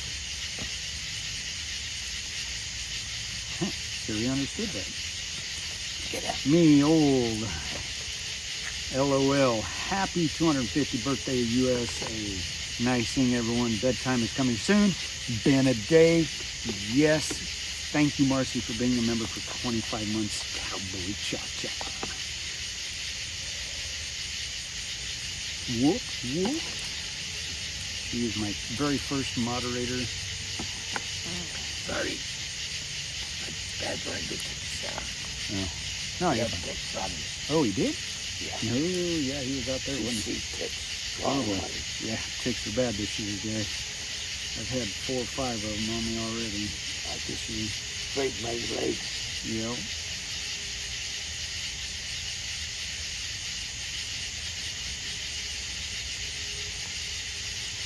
Yeah, but I don't get that when I feed him. Yeah, yeah. And that's the way my parents, Elaine, pretty much raised me. I mean, my parents, we were conservative. My parents were very conservative, but they taught me to respect.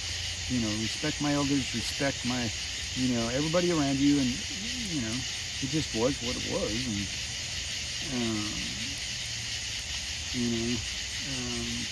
and that, and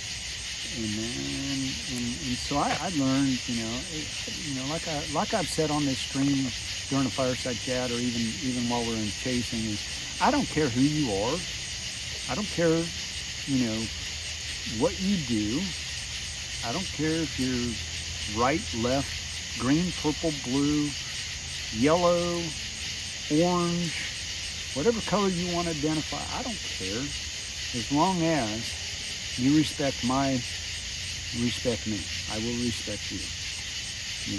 You want to call yourself a LGBT whatever, go for it. I have a lot of friends that are, but don't try to cram it down my throat. I'm good with that. I'm whatever, but that's the way I was raised. Yeah, Roy, it is very, very nice just to sit down and watch a fire do its thing. That is what makes this fireside chat. These are very relaxed, just times we just sit down and talk. And I feed a lot off of the chat. The more you can get in here, folks, the better this rolls. That's the whole idea behind this, is go tell your friends, go tell your family, friends, neighbors, in-laws, outlaws, anybody, tell them to get into the chat. And that's why I don't put a lot on. That thing is just, I can feel the heat. I am sitting 5, 6, 8 feet away from it, and the heat is just killer.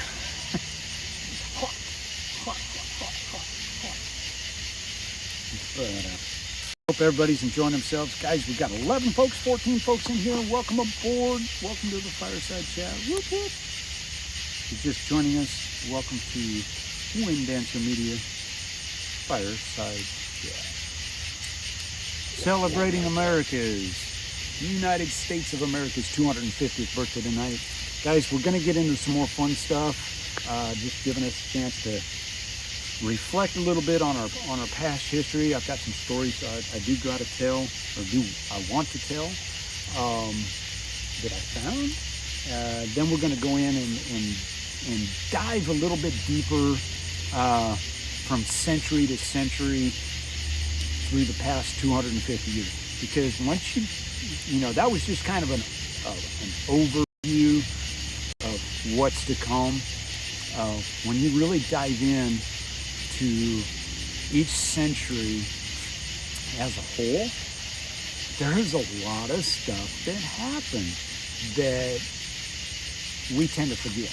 And so I really want to go over it. That is the whole idea behind it, is that we jump in, sit in front of the fire, we talk about things and talk about our history, talk about our family heritage, because guys, that is exactly what America was founded on. A bunch of people decided they needed to come to America. Why? For the life, liberty, and the pursuit of happiness. That's it. Do I think you need to be here legally? Yes, I do. You know, this illegal crap, that don't fly with me. That don't fly with me. No, you need to be here legally. We'll have no issues.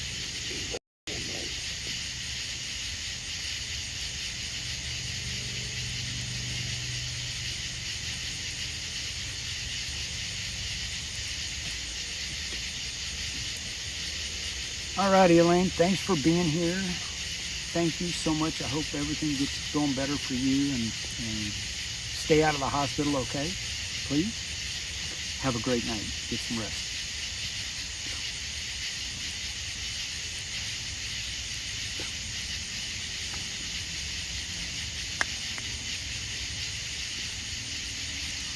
Who's over there? No, right here. Which dog is right there? I don't have a flashlight out here, so I can't see. Check his tail. I saw a spark.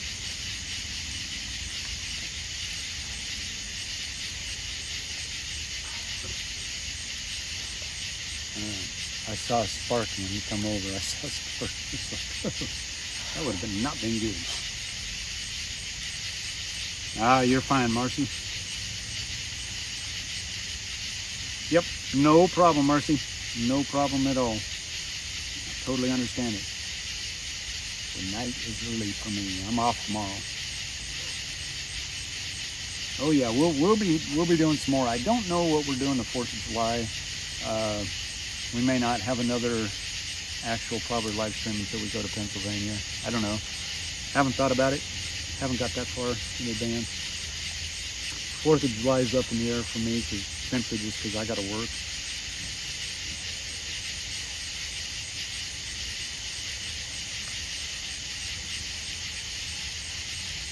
But can you feel the anticipation building? Kind of like a bottle of good champagne about ready to be uncorked. I mean, can you feel it? Or are you kind of like, just another 4th of July? What are your thoughts? What are your thoughts on this 4th of July?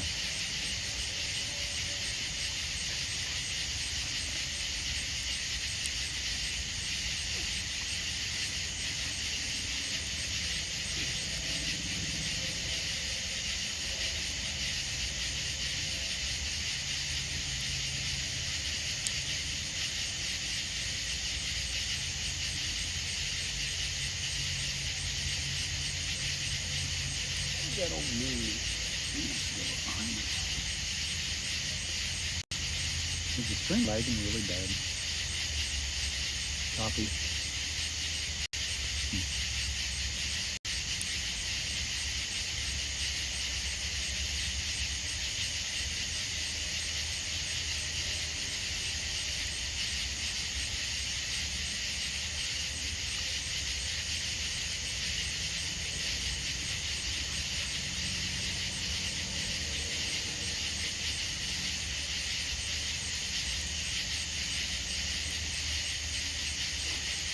What do you think?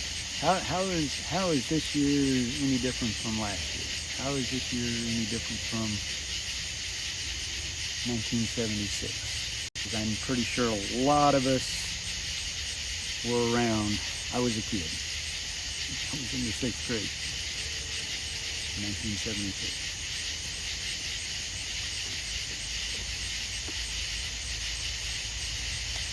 How is it any? Is it different? What has changed?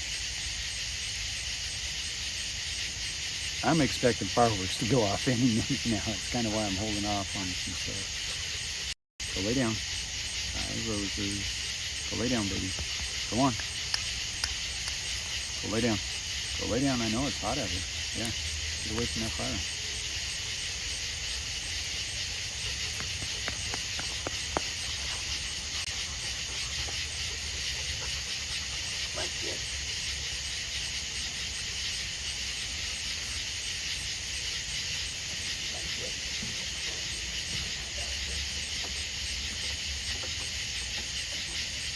Yeah, Roy, you know, I agree with that.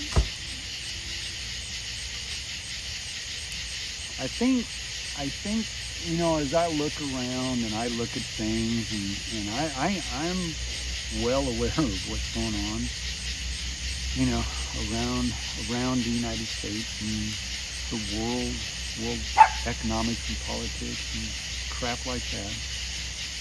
But for me, 50 years.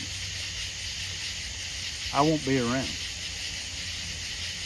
You know, that's a scary thought because of what is going on now. But if you kind of look past all of that, you know, what do you, what do you all see happening, or where do you see America 50 years from now?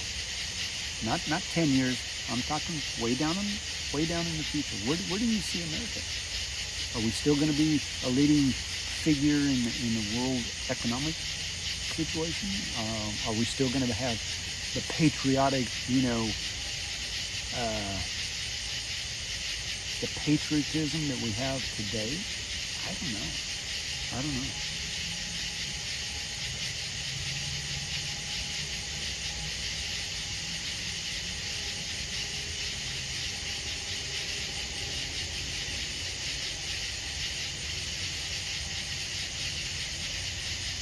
I don't know. Roy, you taking off? If so, good night. Have a great night. Catch you on the next one. Thanks for joining us tonight. Appreciate it. Appreciate it tremendously. Tremendously. So tell your family and friends to join in the next time.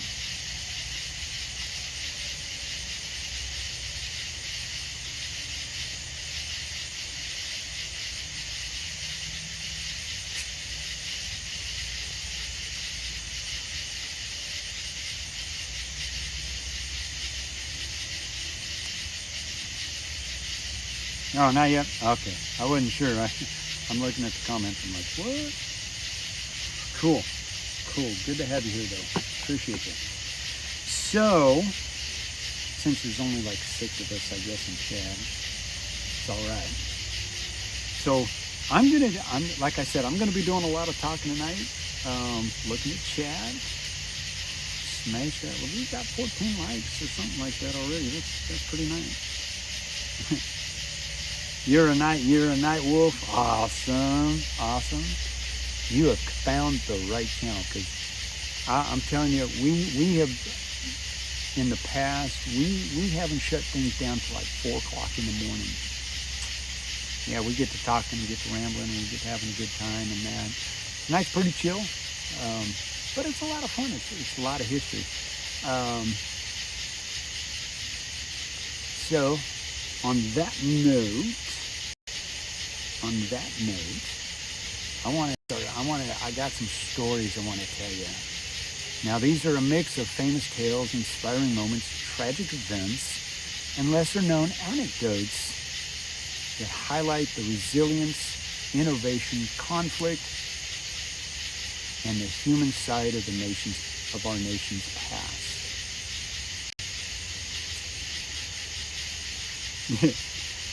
Yeah, we're night owls. I'm a night owl. I usually don't go to bed till like 2 or 3 o'clock in the morning myself.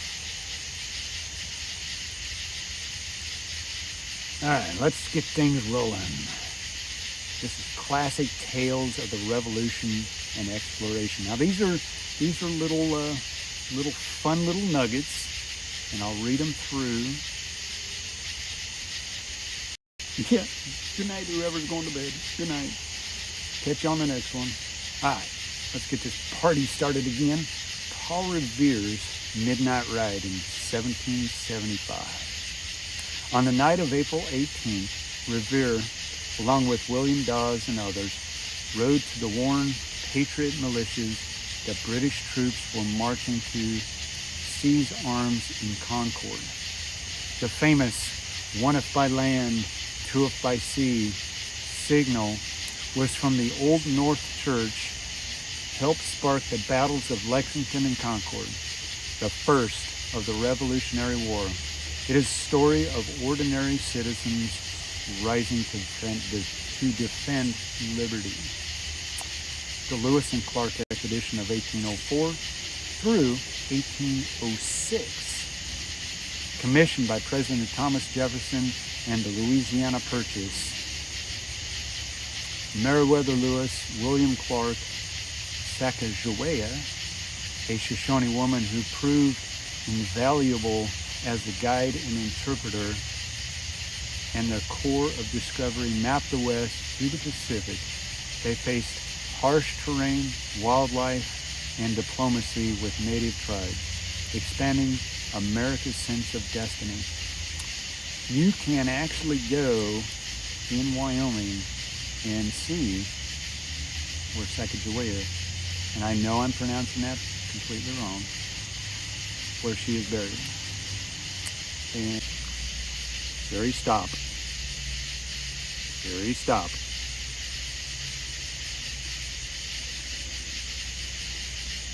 Helping dozens reach freedom despite the bounty on her head. During the Civil War, she also served as a spy and the first woman to lead the armed raid for the Union. Claudette Colvin, 1955. 9 months before Rosa Parks, 15-year-old Claudette Colvin refused to give up her bus seat in Montgomery, Alabama. Her arrest helped spark the bus boycott, though civil rights leaders initially hesitated to highlight her case due to her age and circumstances. One of my favorites, you've probably watched a movie about him, Alvin York, World War I, a pacifist Tennessee farm boy and sharpshooter. York became one of America's greatest war heroes in the Argonne Forest. He led a small group that captured 132 German soldiers and silenced machine guns, earning the Medal of Honor. Here's a few lesser and forgotten stories. The state of Franklin in the 1780s. After the Revolution, settlers in what is now eastern Tennessee formed their own independent state called Franklin, named after Benjamin Franklin. Complete with a governor and a constitution, it operated for several years before being absorbed into the North Carolina and eventually Tennessee. Folk hero Davy Crockett's father was a supporter. How interesting. North Carolina's gold rush in 1799.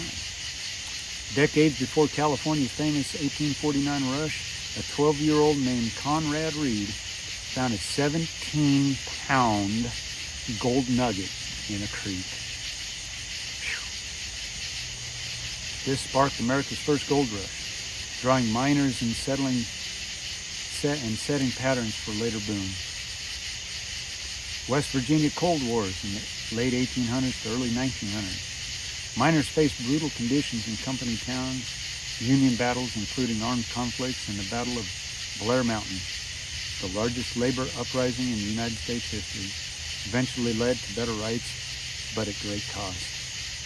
Folks, you can look all of this stuff up on Wikipedia and all of that. It's free. Nice. Story time. Virginia Hall, World War II spy.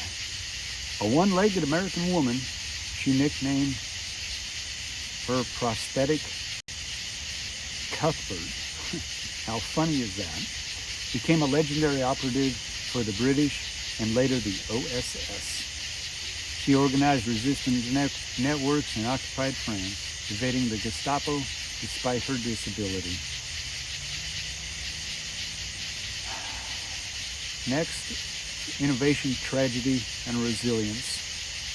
The Wright brothers in 1903.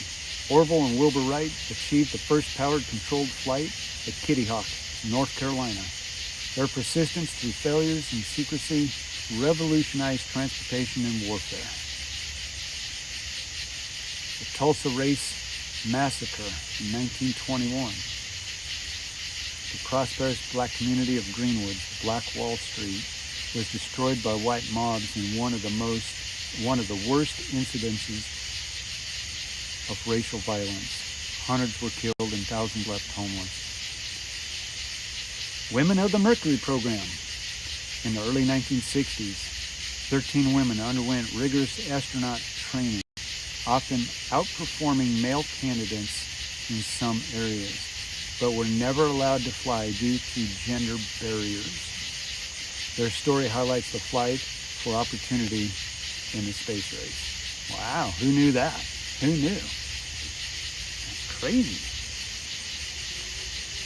These stories, and you can look all of them up if you want to learn more about any of them. Hey, DM me, get a hold of me in Discord, and I will be glad to tell you where to go. You can look all of these up, write them down.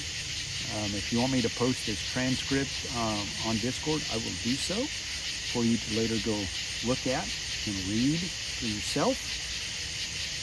These stories capture the complexity of America, triumphs alongside injustices, individual heroism amid collective struggles. Many are drawn from books, The American Story by Jennifer Armstrong, or resources from the Smithsonian and historians. And I can give you all of that information if you'd like. Just give me a DM over on Discord or anywhere else. Get a hold of me, or I can post this over on. I can get it to you now. Let's see. Gotta get past some more stuff. Oh, here we go. Now, here's this is my favorite, one of my favorites, because we not only do we have history, but we've got, guess what? We got some folklore out there. We got some tall tales. Believe it or not, America has tall tales and folklore. Who can remember? Can anybody remember some of the folklore? Who's your favorite? I mean, you're just, oh my God, the one you just gush over.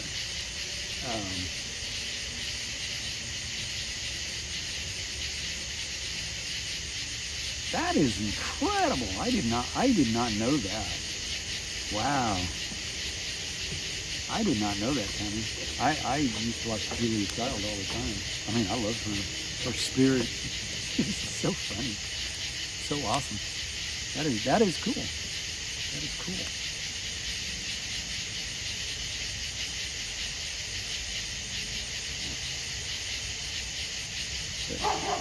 Oh, my alarm's going off. My son's going. Hush. It's inevitable. That's my security system. Funny. Hey guys, that's enough. Calm down. Settle down. Ollie. Hey, Mouse. My security system. They do like the bark, especially if they're quiet. Ollie. Hey, Knucklehead. You're interrupting.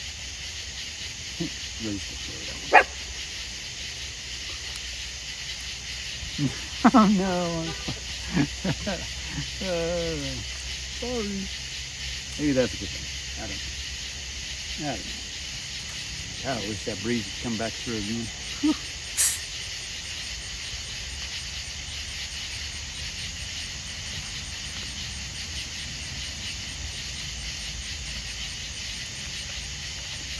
That's funny. That is actually pretty funny. Alright. So,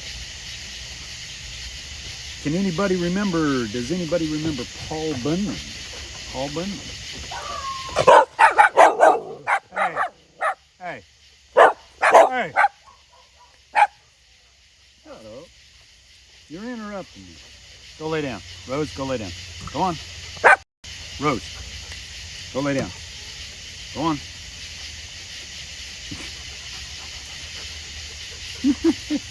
That's hilarious. That's actually kind of funny. Dogs doing their job. Anybody remember Paul Bunyan? Gigantic lumberjack from the North Woods, especially Minnesota and Wisconsin logging camps. with his blue ox Babe. He carved out the Great Lakes and the Grand Canyon with his axe. Stories arose in the late 19th, early 20th century from lumberjack oral traditions, later popularized in print. He symbolizes strength in the taming of the wilderness. Paul Bunyan. I remember Paul Bunyan and Babe, man. There was cartoons made. Oh my gosh, he was big time. If you don't know Paul Bunyan, you're missing out. History, even though it's folklore, this is history, folks. I am Paul Bunyan. No. I'm tall, and I'm not as burly as he was. No. But thank you, Big Bad John. God, I love Big Bad John. Big Bad John. Yep. Pecos Bill. Anybody ever heard of Pecos Bill? He's actually one of my favorites. I have recently learned of him. Trying to.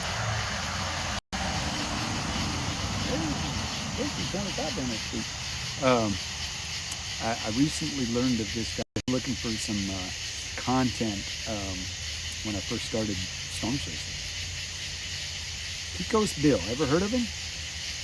He's a cowboy hero of the Southwest. Raised by coyotes, he lassoed a tornado, rode it like a bucking bronco, and dug the Rio Grande. He invented cowboy tools and feats, and his tales exaggerate the rugged individualism of the Old West.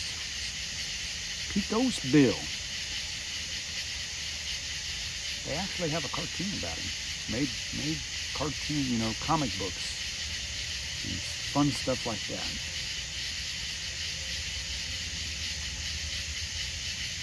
Tammy's favorite, John Henry. Ooh, the Headless Horseman. Yeah. Halloween time. John Henry, an African steel-driving man who raced a steam-powered drill and won, only to die from exhaustion. Based on a possible real tunnel workers of the 1870s, his story celebrates human labor, resilience against industrialization, and racial pride. John Henry, steel-driving man. Anybody ever heard of Johnny Appleseed?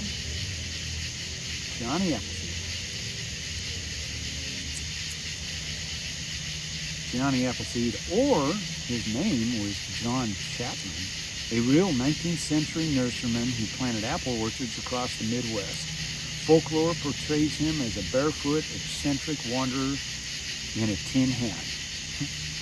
Spreading seeds and kindness, he represents harmony with nature and a pioneer generosity. One of my favorites from the Old West, Davy Crockett, king of the wild frontier. Anybody ever watch Davy Crockett TV shows? Davy Crockett. See, how did that song go, Davy Crockett? Davy Crockett. King of the wild frontier, a real frontiersman and a politician. Legends claim he wrestled bears, grinned down raccoons, and died heroically at the Alamo. Disney boosted his fame in the 1950s. The Alamo. If you ever get the chance to go see the Alamo, do it. Just do it. If you ever get the opportunity, go to the Alamo. Quite an experience. What an amazing place to be. If there is any one place in America, that is an amazing place to be. There's a couple that I've been to that are equally as important. Medicine Wheel up in Montana, or up in Wyoming. Battle of Little Bighorn, the Alamo. Battle of New Orleans. Those are some amazing places, folks. Now, oh my goodness, look at that. What timing. The Paris Stone Fest, which we are going to in a week and a half up in Pennsylvania. The Paris Stone Fest is a group of storm chasers meeting up with a bunch of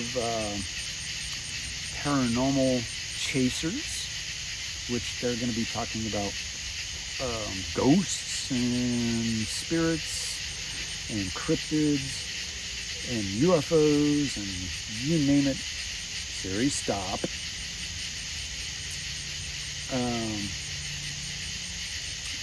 Which is a great segue into our next fun little adventure along this road to the birthday of 250 years in the United States of America. Where would we be? Where would we be without the mysteries and the fun stuff that we can't explain, the cryptids and the mysterious creatures? Siri just isn't listening to me. One of these days I'm just going to sit and talk to Siri while we're streaming just for fun. These are all unexplained beings that fuel modern legends and sightings. Bigfoot. Ever heard of Bigfoot or Sasquatch? One of my favorites. A large ape-like humanoid said to roam the Pacific Northwest forests and beyond. Native American tribes have ancient stories of similar wild men. Modern frame stems from 1950s to the 60s. Footprints in the Patterson-Gimlin film, it symbolizes untamed wilderness. Yes, paranormal is a big part of America. Paranormal. It is. It is a huge part because there's a lot of stuff going on out there, folks. Some of it I just assume not mess with. Some of it I'm okay with. I'm okay with it. You ever heard of Mothman? I've heard of Mothman. I think there's a movie called Mothman or something like that. Kind of interesting. I know there's Bigfoot. Gettysburg, yes, Gettysburg, man, great place. Great place. Mothman, a winged humanoid with glowing red eyes, sighted in Point Pleasant, West Virginia. In the mid-1960s, before the Silver Bridge collapse, which killed 46 people, some link it to the omens or UFOs that inspired books and movies. Mothman. Gotta know Mothman. Here's another one that goes way, way, way back. So here's the thing, guys. These are all like 1900s, 50s, 60s. Here's one that goes back to the 1700s. All right? This one, so the paranormal stuff, sightings and these things, these are things people have been talking about. They can't explain them. They don't know what they are, but they've been handed down through the history. Ooh, Salem, Massachusetts. Oh yeah, that is one place that I do not ever wish to go to. Anybody ever heard of the Jersey Devil? The Jersey Devil. It's a creature born in 1735. Legend says. Who lived in the New Jersey Pine Barrens, described with hooves, wings, and a goat-like head. It has been sighted for centuries, including a 1909 swamp creatures. Yes, we have swamp creatures here. Swamp things. Yep, we've got them here. Yeah. Oh yeah, swamp creatures. And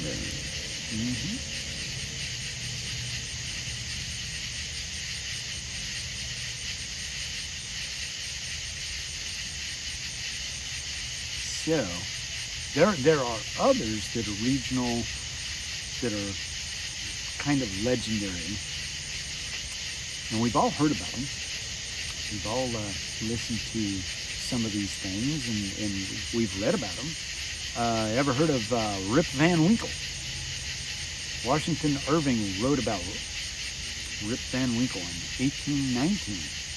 A man in New York's Catskills slept for 20 years after meeting strange men, possibly ghosts, of Henry Hudson's crew, and wakes to a changed world. Post-revolution, a foundational American literary legend. The skunk ape in Florida. Yes, I've heard of that. Rip Van Winkle.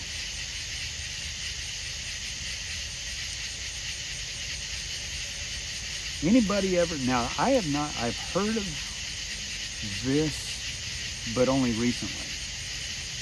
And I'll probably butcher the name, but you'll understand it. La Llorona, or the Weeping Woman. Anybody ever heard of the Weeping Woman? She is a Southwest and broader Latin American influence. The ghost story of a woman who drowned her children and now wanders wailing for them. It's a cautionary tale. Funny.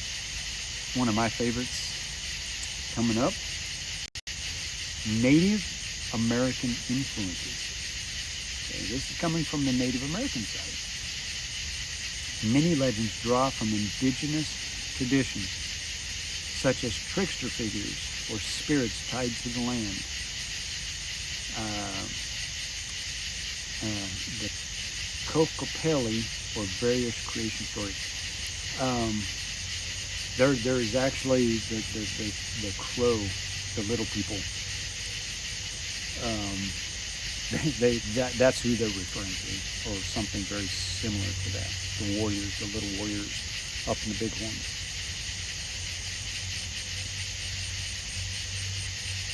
And there are actually modern people who said that they have actually seen them, and kind of quickly drove past them, and they would disappear, or they would get up to them and they would disappear.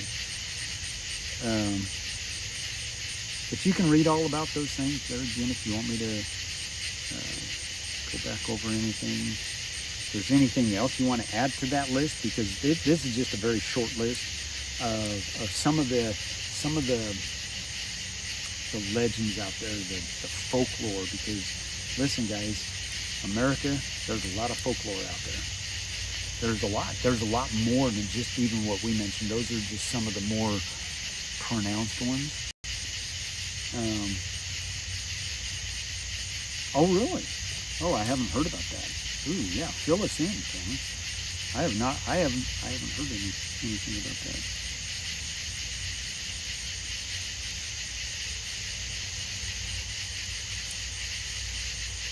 Amazon, yeah.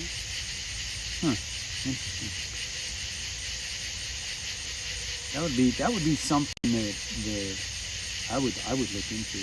I really would. I would think I may have to take a note of that and go research that, because that would be very interesting to talk about.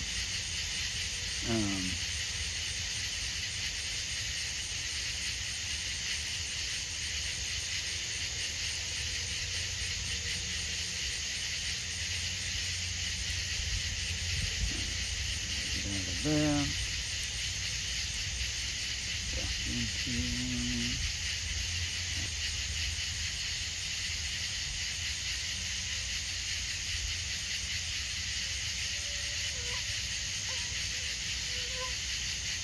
Never heard of the disappearing of Amazon. See, those are things. Tammy, do me a favor. When you get time, go shoot that over in Discord or DM. Do me a favor, and if you're in Discord, DM that to me so I remember it, please. Because I'll do some research, and maybe we'll do a fireside chat on that.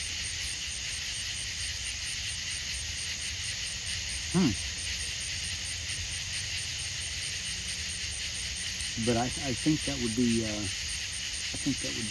kind of cool. I would actually go do some research and see if I can dig some stuff up.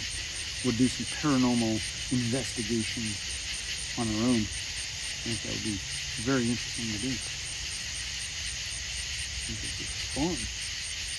See if we can dig up some stuff that I can talk about.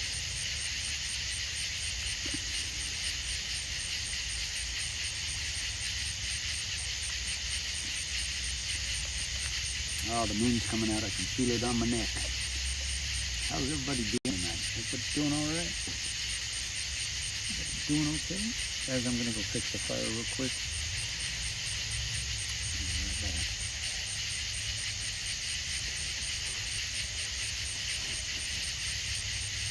Be right back. Touch my legs a little bit. Fix the fire.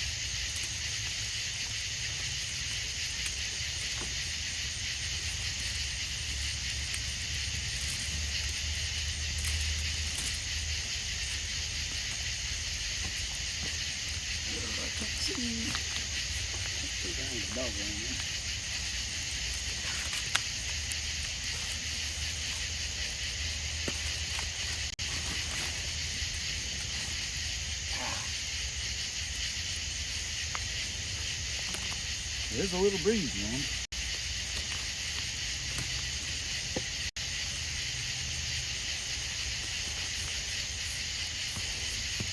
Nice to look at my butt. My skinny butt. Got a good fire going. Guys, this is all still burning the wood from my tree that fell last year. We're almost out of it. Still got a lot to burn though. My goodness.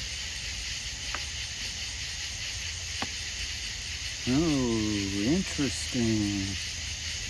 Ruled out any wild animals. Uh-oh.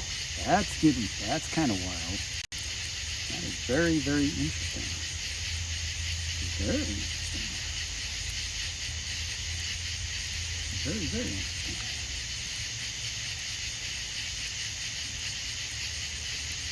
So where are the s'mores? Yeah, no s'mores tonight. No s'mores tonight. Well, I promise, probably later on in the summer, we'll do some s'mores. We'll get the s'mores out. I promise you. Promise you.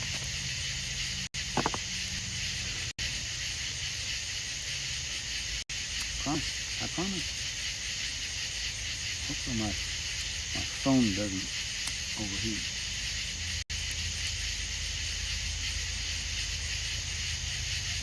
Special brownie. Yeah, I don't do special brownie. I reckon that we have a member on our channel. Where is she from? Australia. I think she's from Australia. We all know who she is.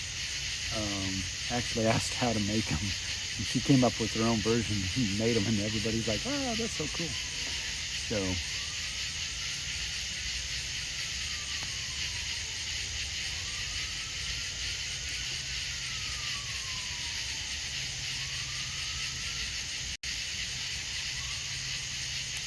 Oh, I hear the fire, people.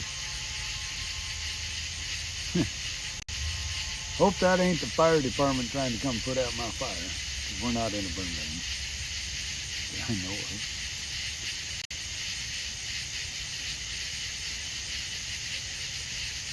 Guys, that's one reason why I wanted to also do it tonight, because we may be in a burn ban before we go to Pennsylvania, during and after. Because we haven't had any rain for like a month. We are literally like still 17 inches of rain of moisture below where we should be by this time of year. So it's gonna be a long summer, guys.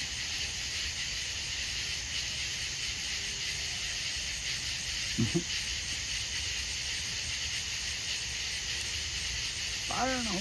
Yep.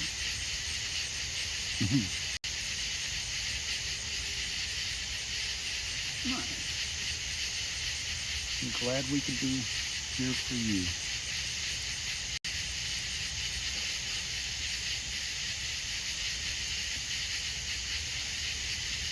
Two things I don't ever wish on any. Well, if there's a 7-mile-an-hour wind, man, I am not feeling it. There's a 36. Okay. There ain't no gust. I think that was earlier today. It might have been gusting to 16. Yeah, there ain't no breeze. There's a little, slight little breeze out here. Not much.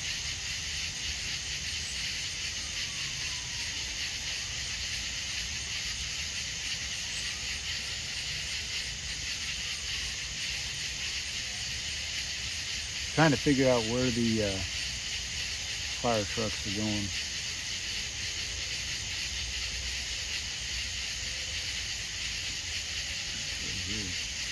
There's a glow on the bottom.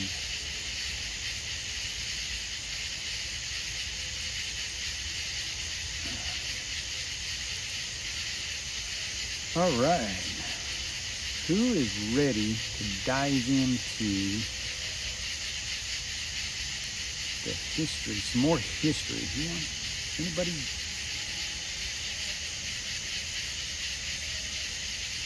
You know, if I could,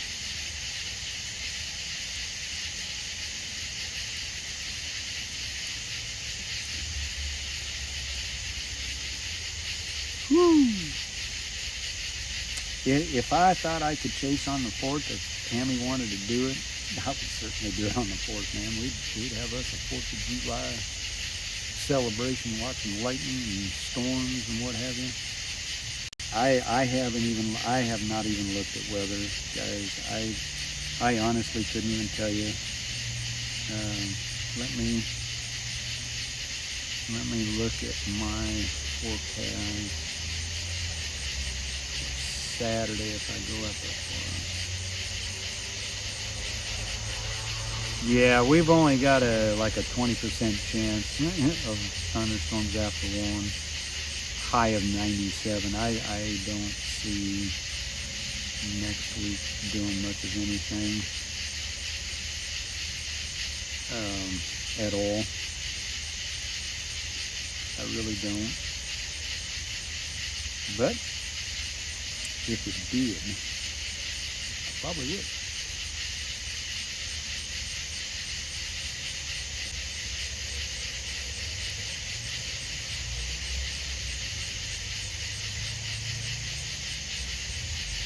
Guys, that big log right on the back side of this fire, that log, or that stump, is about 1.5 feet, almost 2 feet in diameter. It's a big one. We got a while on that one.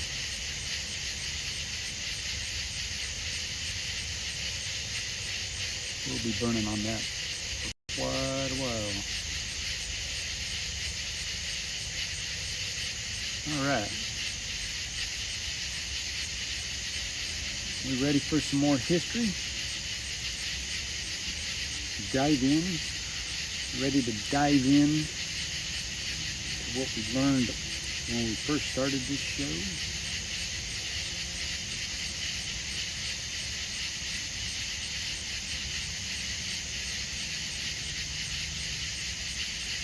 Wow.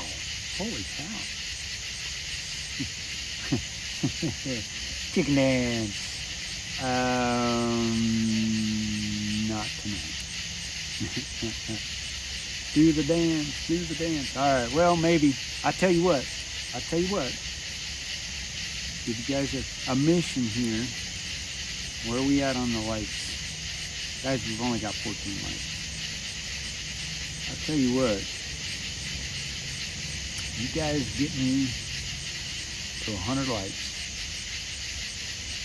And we can get 20 people in here consistently, 20 people. I will do the chicken dance. All right? You get me 20 people in here consistently from here on out for the rest of the stream, which we've got a long ways to go. and 100 likes, I will do the chicken dance. I don't know if you'll be able to see me. I'll have to have some flashlights on me because it is dark out here. I mean, it's pretty pitch black. I will do the chicken dance for you. How's that? Fair deal? Fair deal? Go tell your friends.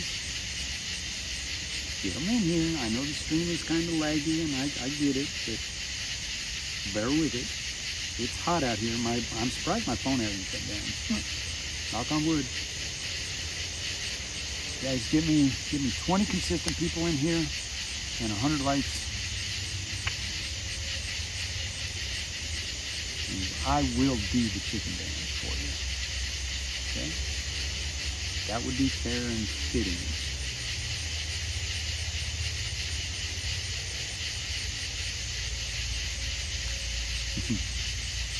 All right, let's get on to some more history.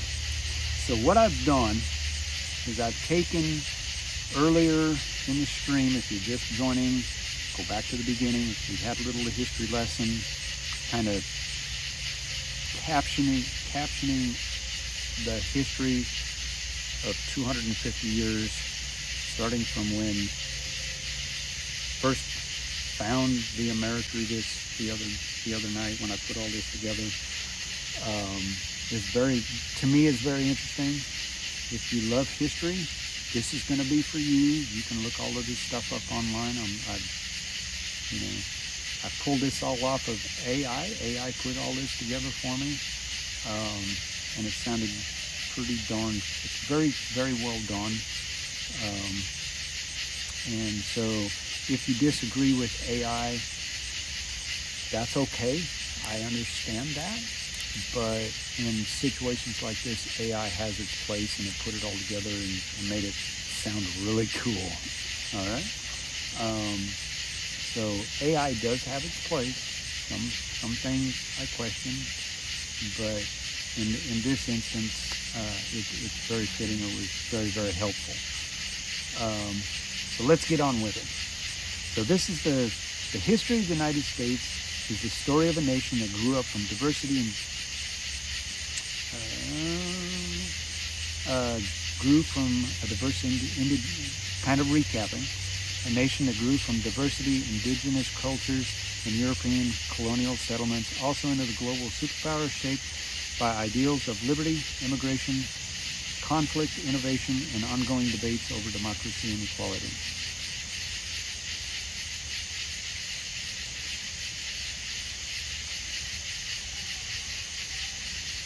And this is a little deeper dive by century. So we're doing first we're founded. Long before, this is called pre-colonial and the indigenous era. Long before European arrival, the Americas were home to hundreds of indigenous nations with rich, varied societies, of which is now U.S. groups like the Mississippi. And we're just recapping. Basically, we're recapping each century. Okay. We're home to hundreds of indigenous nations with rich, varied societies in what is now the U.S. groups like the Mississippian culture, with cities like the Cahokia and the Pueblo peoples of the Southwest, the Iroquois Confederacy in the Northeast, and many others developed agriculture, trade networks, governance systems, and advanced knowledge. Estimates of the pre-Columbian population in North America are very widely, but they were in the millions.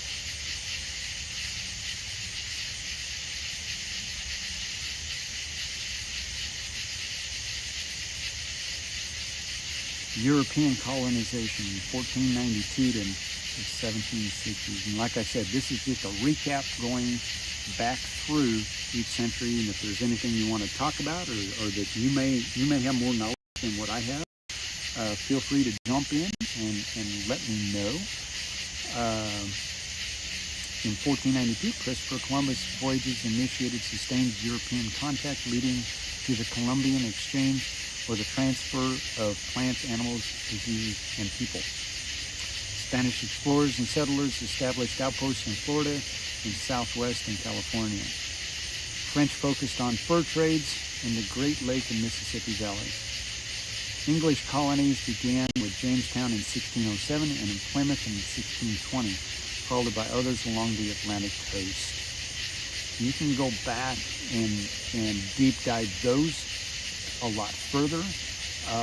What it was actually like, like the very first Thanksgiving was not what it is today, by far. People were starving to death. It was cold. The Native Americans of that era actually stepped in and helped the white man that came in. They didn't see them as a threat. They actually gave them food, which was basically whatever food they had. They gave them, pumpkins and apples and whatever they had, because it was fall. Whatever they had, they gave it to them for nourishment. They showed the white man how to plant corn, Indian corn. If you've ever had Indian corn, it is so good and good for you, actually.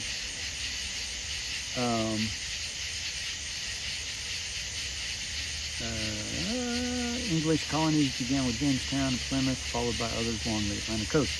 The 13 colonies developed distinct economies. New England, trade and fishing in small forms.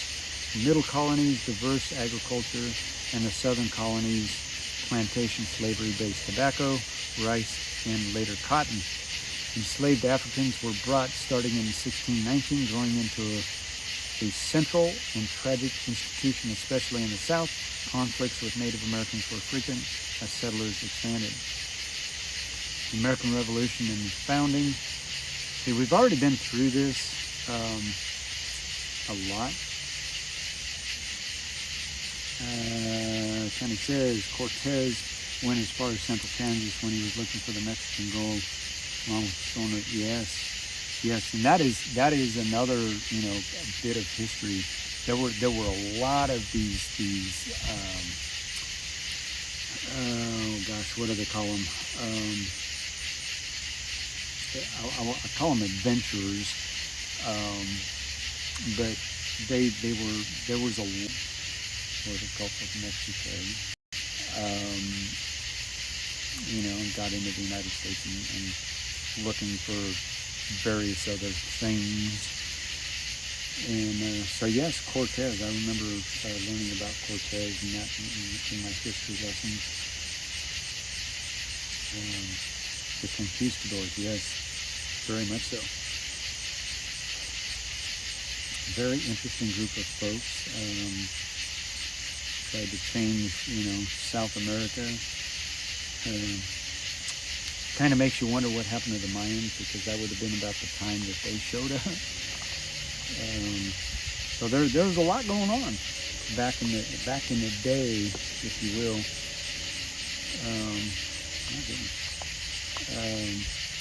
Where certain civilizations were affected by these, I would call them intruders, because they weren't very nice,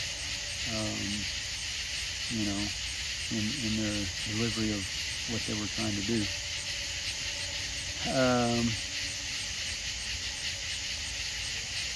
Get back to my reading. So the American Revolution and founding in 1760s through the 1780s. Tension with Britain over taxation, representation, and rights escalated after the French and Indian War of 1754-1763. The key events. In 1775, the Battle of Lexington and Concord War begins. July 4th, 1776, Declaration of Independence asserting life, liberty, and the pursuit of happiness. 250 years ago, that is what we're celebrating. Coming up. 1781, British surrender at Yorktown. 1787 to 1789, Constitutional Convention creates the U.S. Constitution with federal system, separation of powers, and the Bill of Rights in 1791. Guys, you can go look up the Constitution. It is a rather lengthy piece of writing. However, it is everything that we stand on as a nation. Has been, in my eyes, very distorted and very convoluted watered down to what we have today. I am very positive that our ancestors and our forefathers are rolling in their graves, because what we have today, up to today, I'm not saying anything bad about our government or anything like that, but I'm saying is that what they have seen and witnessed down through the history of our nation is not what they intended. I can guarantee you it is not what they intended. I just feel it in my bones. Am I being racist or anything like that? No, I'm not. Not trying to be. Not trying to hurt anybody's feelings, but it is, doesn't make it right. What we've done does not make it right. I can't help it. Where we are, what we're doing, what we got with. We can only do what we can play with. All right.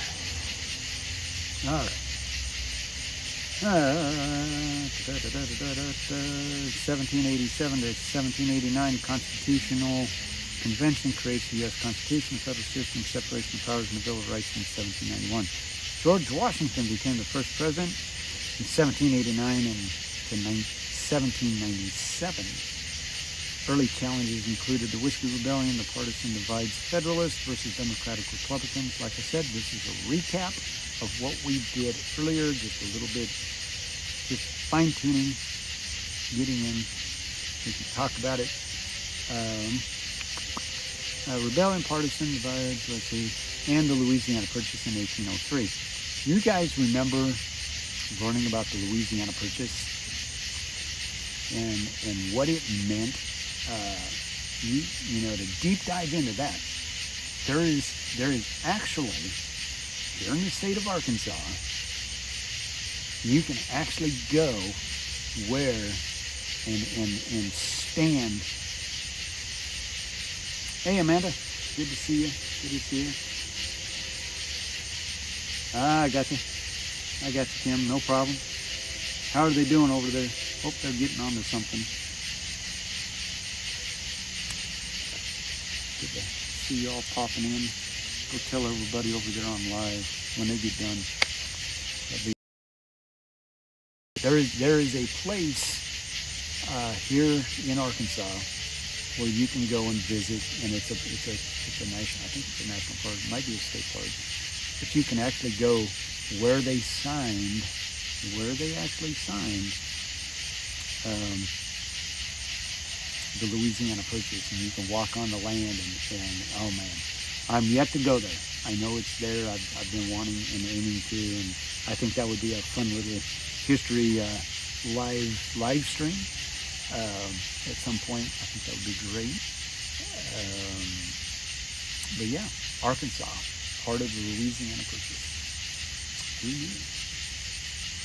19th century expansion, division, and reconstruction.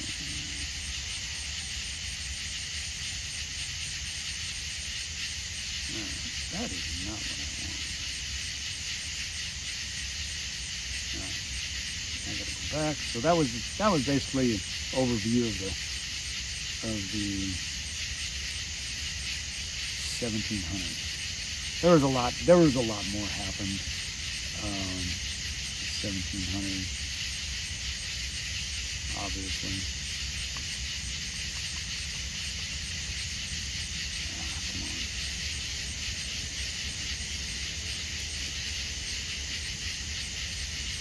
No. Yeah. Okay. Let's just breaks it all down.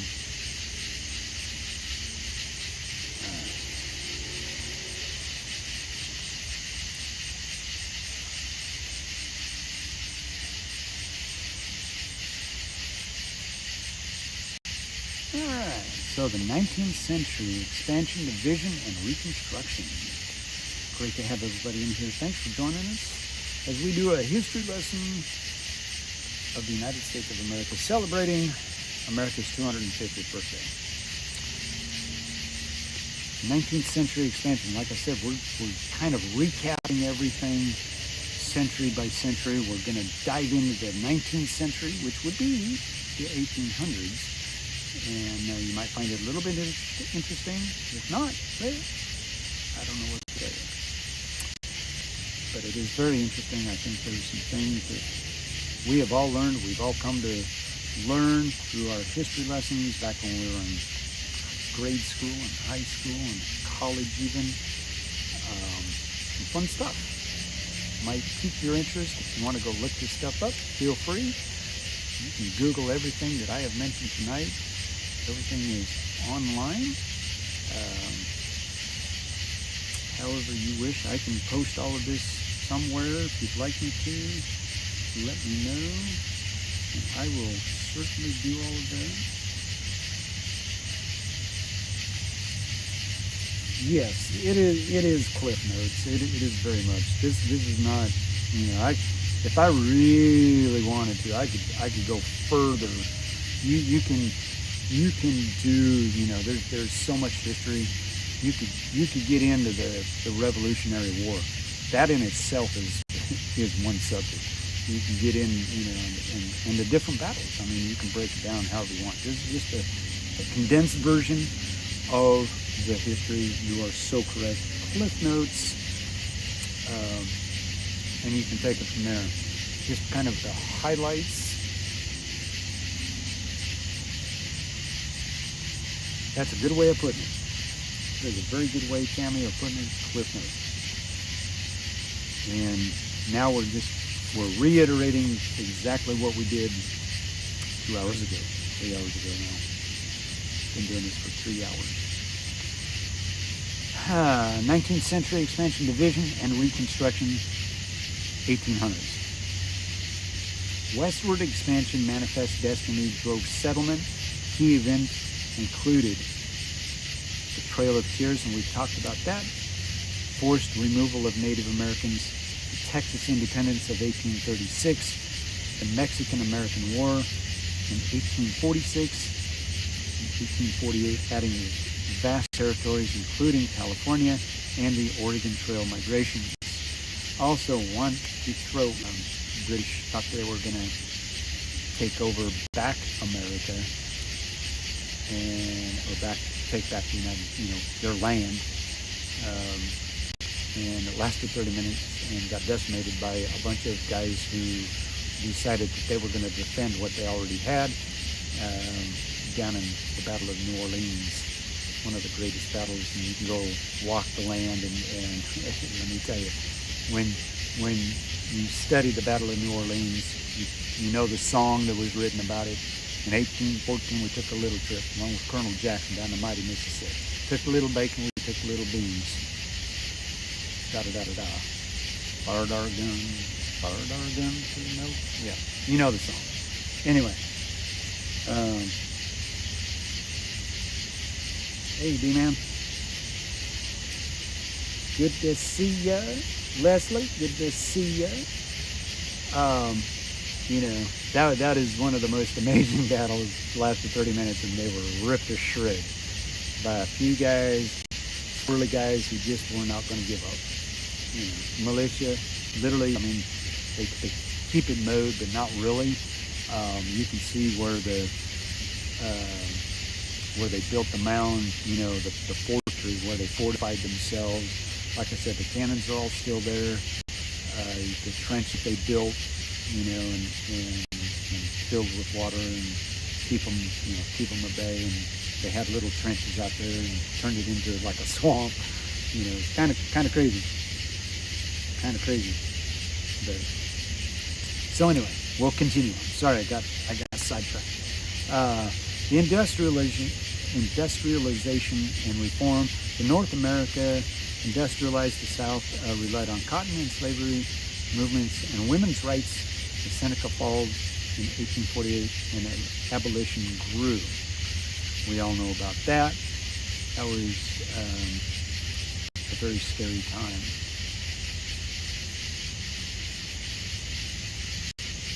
Reconstruction in 1865 to 1877. Efforts to rebuild the South and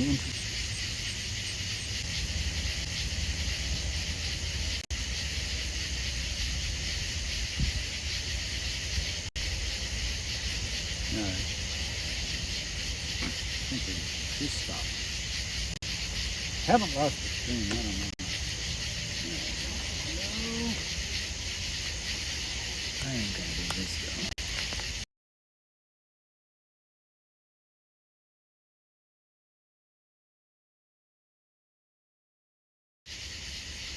There we go. We're back. We're back. Got you back. Yeah. For some reason, I don't know what the deal was. Oh. So yeah, I did that. I just had to reboot my stream phone.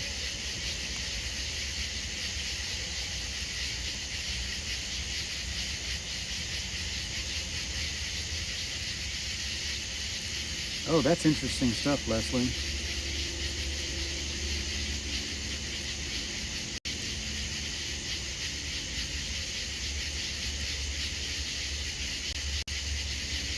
Yeah, that would be, there again. Those are the things that on a different stream, maybe we could dive into some of those things. If you want to DM me over on Discord and remind me, or get a hold of me somehow and remind me of these things, because if that's something you guys would like to dive into, we certainly could do. We could do that. I'm so with it.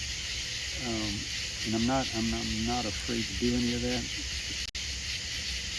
Yeah, it doesn't like my trees. I don't know what's going on, but man, we just had a beautiful gust of wind, guys. Oh, it felt so good. I don't know what happened. But hey, it's going to do it from time to time. There ain't nothing I can do about it. Starlink is not like my trees at all.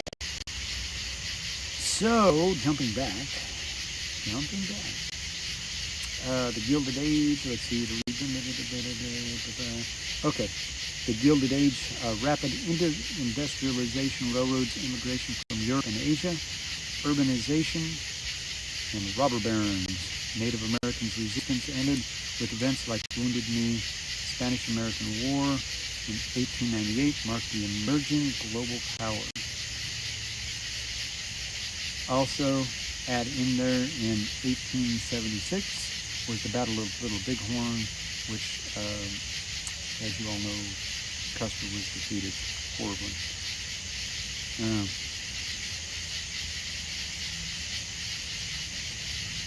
Hey, Patrick, yes, go USA.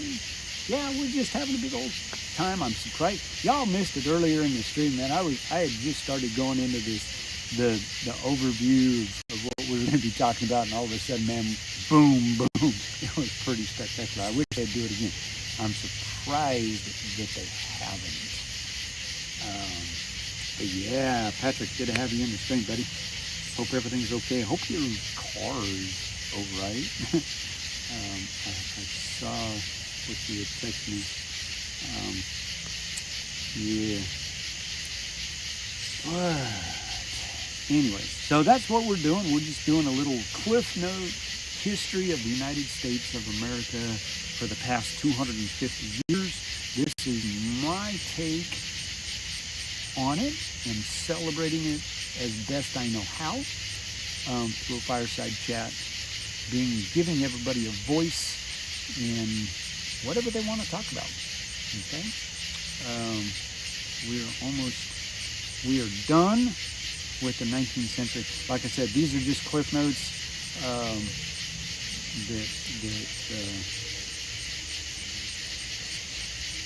Oh man, yeah,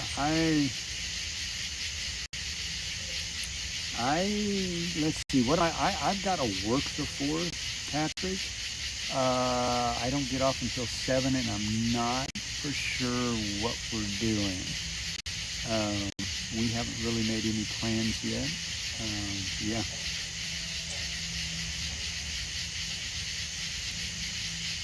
Yeah, the Canadian, yeah. Gotta talk about that. Yeah, I am not really familiar with that, but yeah, feel free. Chime in.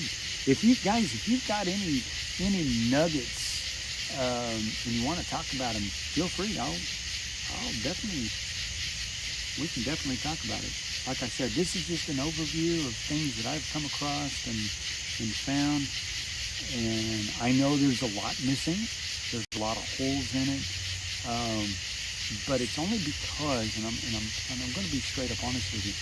You take 250 years and you look at where we were to where we are now. There's a lot going on. There's a lot happened, guys. I'll be 62 years old in September. I remember in 1976. At the 200th birthday. That thing was a big deal. I still carry that. I still have some of the quarters. By the way, guys, they're coming out with quarters for the birthday, for the 4th of July. I think they're coming out right around the 4th. It's going to be 250,000 new quarters. Make sure you get one because they are going to be collector's items at some point. I just read that and saw that, and I was like, oh, got to get to them. One for the front, one for the back. Put them away.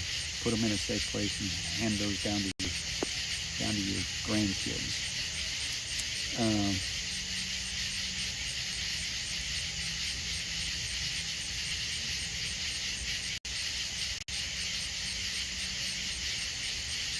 Nice.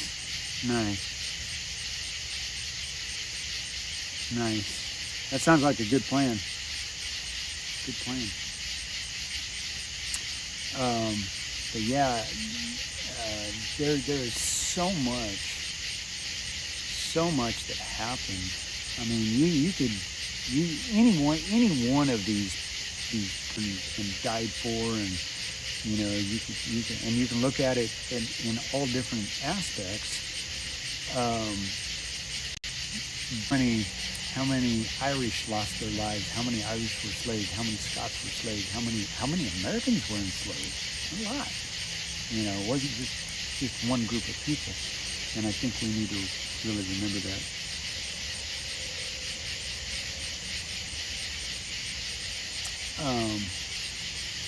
And so, you can take any aspect that you want from this. I encourage you to go and look at some of this stuff, deep dive it a little bit, and hey, we can come back and roundtable it out. Hey, if you got an idea,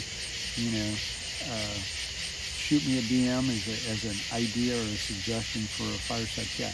I would love to do that because I will sit down and do the research, and we can deep dive any of this stuff deeper. I'm game. But there's just so much. It's really rich in content that you could go through, and really, it's very deep. It can get deep. I'm just doing a kind of an icing. The first layer of icing is kind of like an iceberg. You only see the first 10%. Got 90% underwater. We haven't even touched. They haven't even scratched the scratch of the surface. So, I encourage you to look into things, train yourself, look at them, whatever piques your interest. All right. Let's go look at the 20th century. Like I said, these are just like clip notes. As Tammy said in chat earlier, these are clip notes. They're not everything. There's a lot more out there that we haven't even put.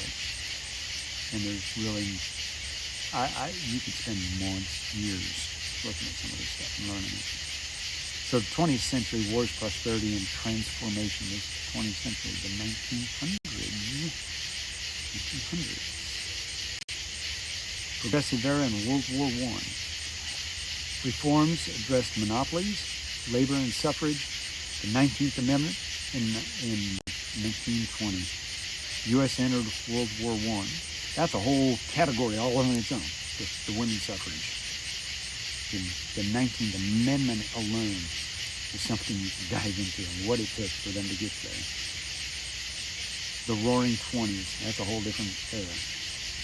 The Roaring Twenties, economic boom, cultural flourishing, and Harlem Renaissance, followed by the Great Depression in 1929 and onward.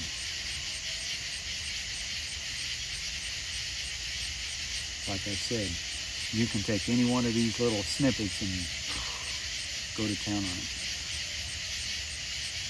The New Deal in World War II. Franklin D. Roosevelt's program combated the Depression. U.S. entered World War II after Pearl Harbor in 1941. Pivotal in defeating the Axis powers, the atomic bombs on Japan in 1945. Ended the war. Holocaust awareness and the founding of the UN followed. The Cold War. This is one that we all are very familiar with, or should be, if you're learned it in your history books. The Cold War. Superpower rivalry with the Soviet Union. Key events. The Marshall Plan. NATO. Korean War. Cuban Missile Crisis. Vietnam War. Major involvement 1960 to 1975. The space race. Moon landing in 1969. Civil rights movement led by figures like Martin Luther King Jr. It achieved the Civil Rights Act of 1964 and the Voting Rights Act of 1965. Second wave feminism, environmentalism, and other movements grew. You can only imagine. In the late 20th century, economic shifts, stagflation in the 1970s, Reagan-era conservationism, and the tech boom. The fall of the Berlin Wall in 1989, the Soviet collapse in 1991 left the U.S. as the sole superpower. I remember all of that. I don't remember Martin Luther King. I do remember the civil rights movement. Just growing up, I grew up in Washington State where you really didn't see a lot of it, but you really did, you know. I remember my parents,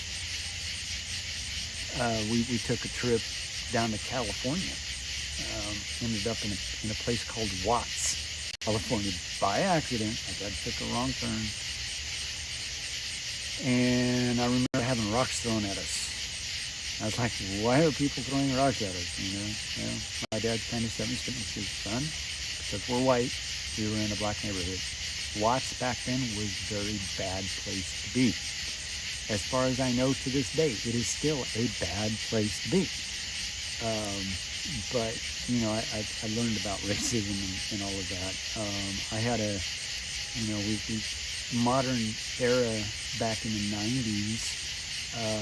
I was living in Kentucky and I was working out of Ohio, and the group of guys I with, I call them Buckeyes, and, you know, and they call me that hillbilly from Kentucky. You know, we had a good little rivalry going on, and amongst ourselves, and I was the only one, and I was okay with it. And we ended up down in Birmingham, Alabama.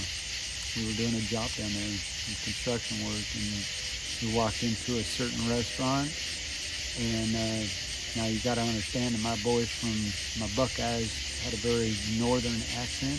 I had a very southern accent at that time, which I don't consider myself having right now. It sneaks out every now and then.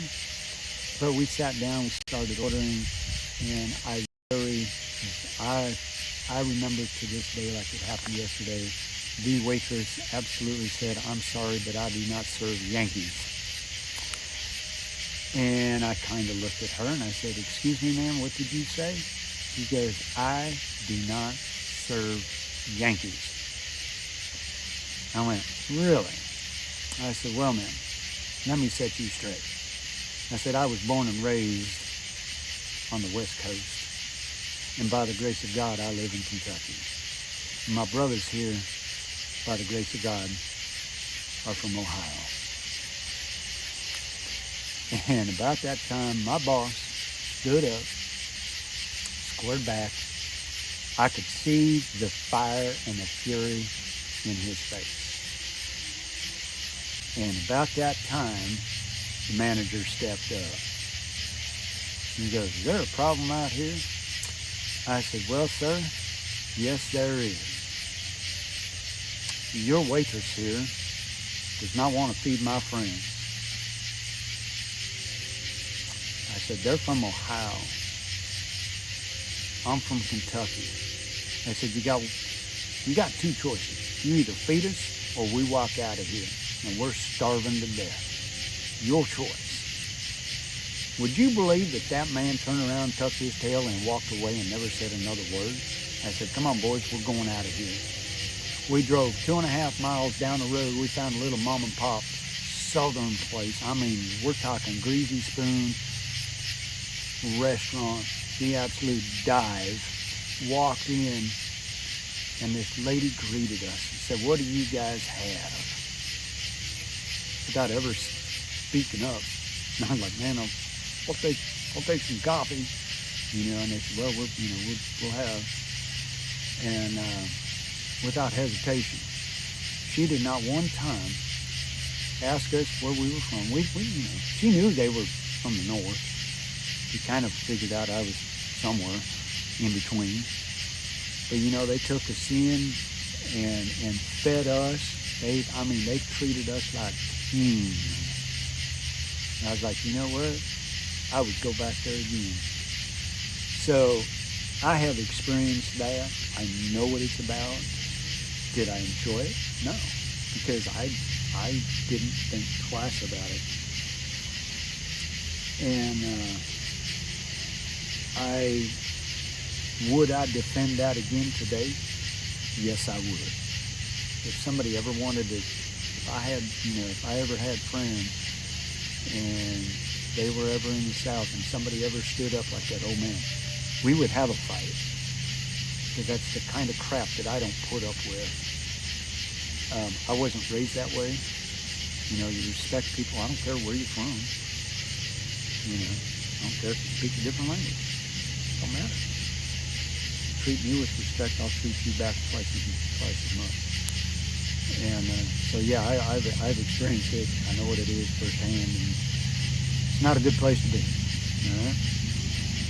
All right, that was a fun. It's just we get so wrapped up. We get so wrapped up in north and south, and does this belong here and does that belong there? You know what? I live in the South. I'm in Arkansas. You can't get any southern really than that unless you go to Alabama and Georgia, Louisiana, Texas maybe. But the South is the South. They have their heritage. You might be able to learn from it. And as long as you learn from it and understand why, it's the why that really is ingrained. Are we not Americans? Is this not who we are? Do we have our Southern heroes? Yes, they did. Well, I beat them up for it. Did they take it a little bit to the extreme? Do they? Yes, they did. Sometimes. There are times where, as I would call myself a neutral Yankee, because I grew up in the Northwest. Did we not do basically the same things? It's history. Can we learn from that history of what not to do? There's your fireworks above the crickets. But can we learn from that? Yes, we can. Do we have to be like that? No, we don't. I would encourage anybody not to be like that, because that doesn't solve anything.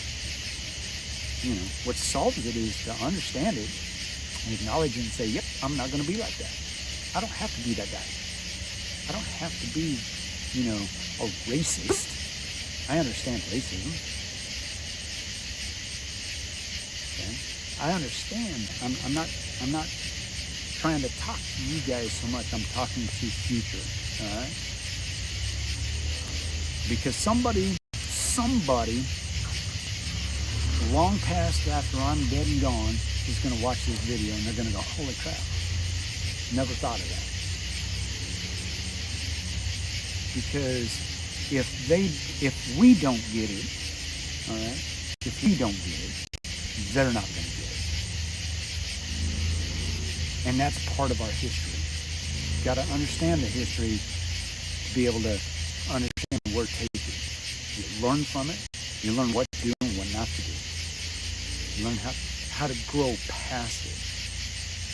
Have we had a lot of issues in the last 20, 30 years, 40, 50 years? Yes, we have.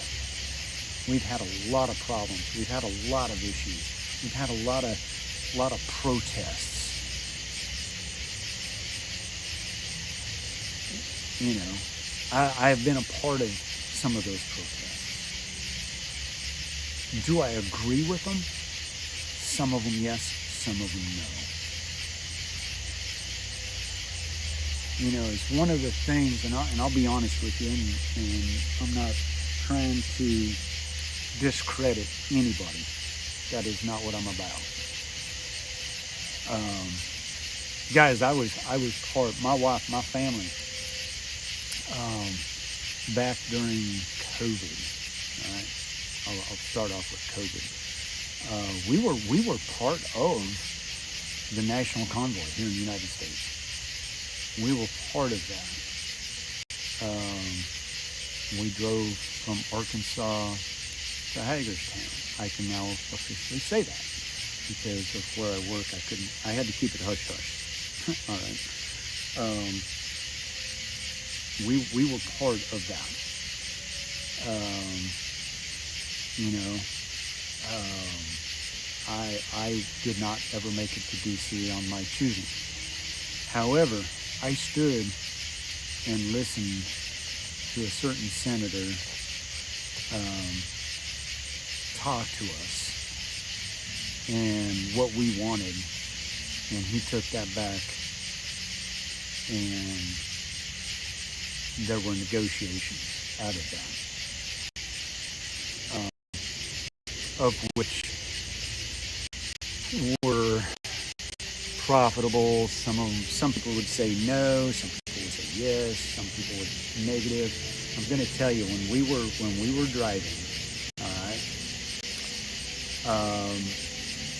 we did not know who was for us or who was against us. When we had to have guards, I was a guard one night. Everybody went off to dinner, and I stayed back and walked because we had trucks. We had people, you know, staying in their cars. We slept in our car for 2 weeks. All right. We had people come in and unmarked cars, and it's like, what the hell? And they were actually collecting license plates. What the hell was all that about? So we covered our license plates up. I actually drove off and forgot to uncover mine one time. Kind of comical. Went, oops, you know. But you didn't know who was on your side and who was with you and who was against you. However, as we were coming into most of these towns, people were turning this on, and it was one of the most amazing, you know, things that we'd ever seen. And you probably saw it on the news, probably didn't. I don't know.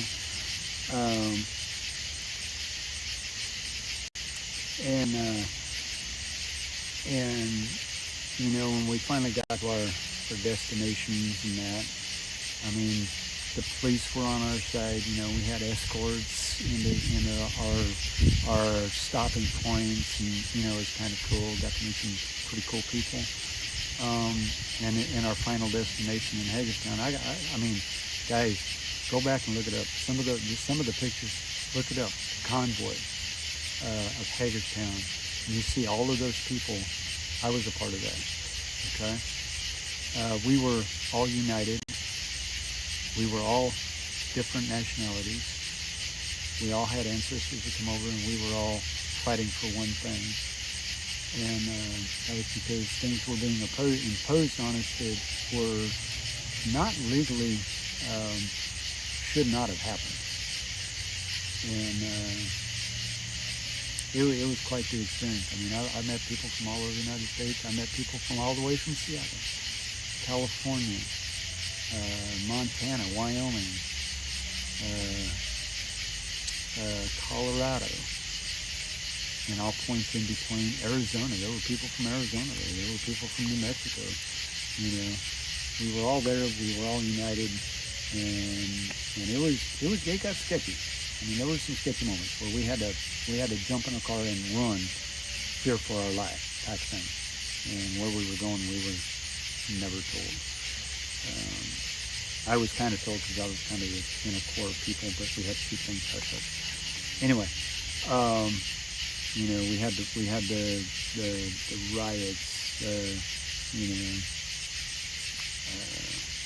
J6s and all of that. And I don't agree with all of that. I would never have gone in there, and you know, those guys, you know, was it appropriate? Yeah, I don't know. I'm not going to get into that one because I don't know that much about it. I wasn't a part of it. However, we did have the walks, the protests, you know, the Black Lives Matter, and everybody remembers those things. We had one right here in our little town.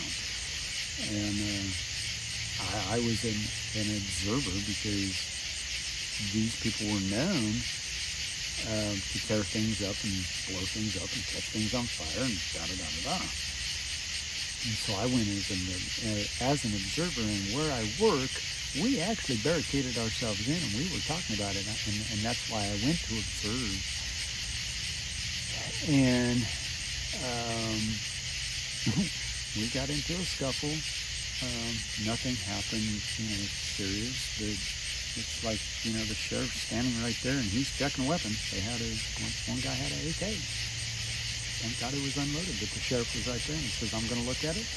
I'm going to give it back to you. You have every right to carry it, right to bear arms. Just like I have the right to bear arms and protect what's mine.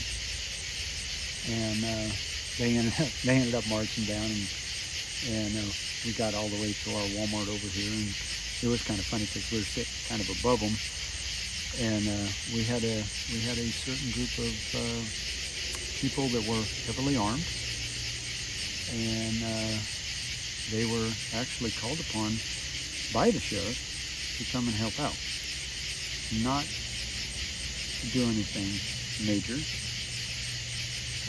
unless they needed to.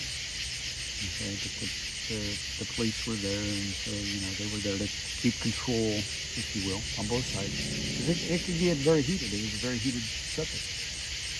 And it was funny because I remember this lady, and I laughed because, you know, people are going to be stupid. They're going to say stupid things in the heat of the moment. They're so passionate about what they believe in, da-da-da-da-da. Well, this lady gets up, and these guys, you know, she's piping off, and they decide to go down and mingle, and they've got they're heavily armed, you know, got their body on the laugh. Had to have been laughing on the inside. And he kind of looked at her and he said, ma'am, he said, I'm going to tell you something. When you're ready to listen, I'll be glad to talk to you. Until then, keep on, whatever. Finally, she shut up, and he looked at her and he says, ma'am, he said, I'm going to tell you something. I'm not here to shoot you. This is the white guy talking to a black lady. All right? Get that one straight. So, ma'am, I'm not here to shoot you or any of these people here. What I am here for is to protect you who are doing the protesting from these folks. And she shut up immediately, and that place went silent.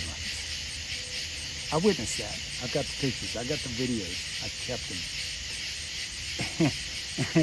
You know, and it was just, you know, some things you got to wonder what was going on.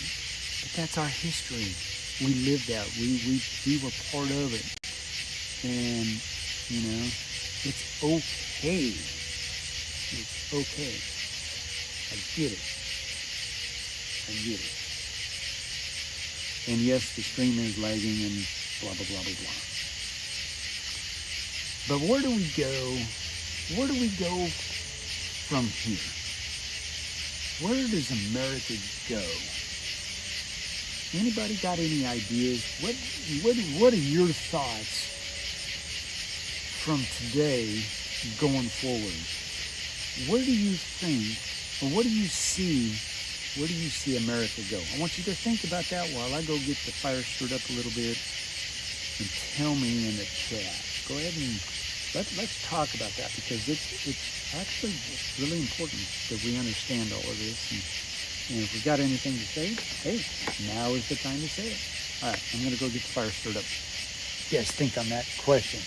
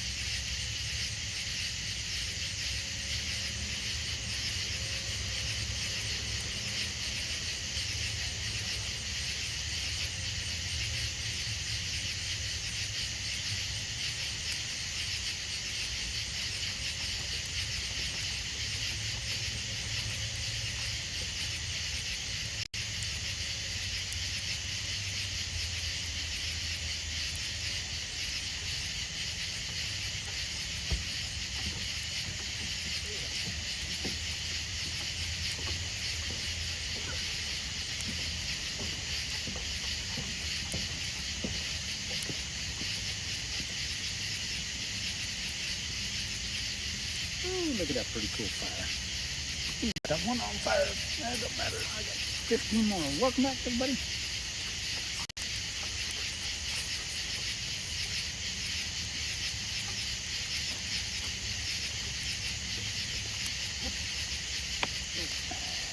Oh, what are you guys talking about? Cool. See, yep. See, that's what we need. We need dialogue, folks. We need to get stuff back in order. Like I said, I don't care which side of the aisle you're on. It don't matter to me. What we need to do is get America back to where to her glory. The bickering, the fighting, got to come to terms with things. And I'm not a political guy at all. I totally understand what's going on there. And do I agree with it? Nope. Hi. Ollie. Barking at the cat again. You know, we need to talk about this stuff. Like I can't emphasize that enough. This is free dialogue. And whether you're on the that means I don't have to try to pound it in your head. And listen, guys, we have been on both sides of the aisle. We have been pounded until we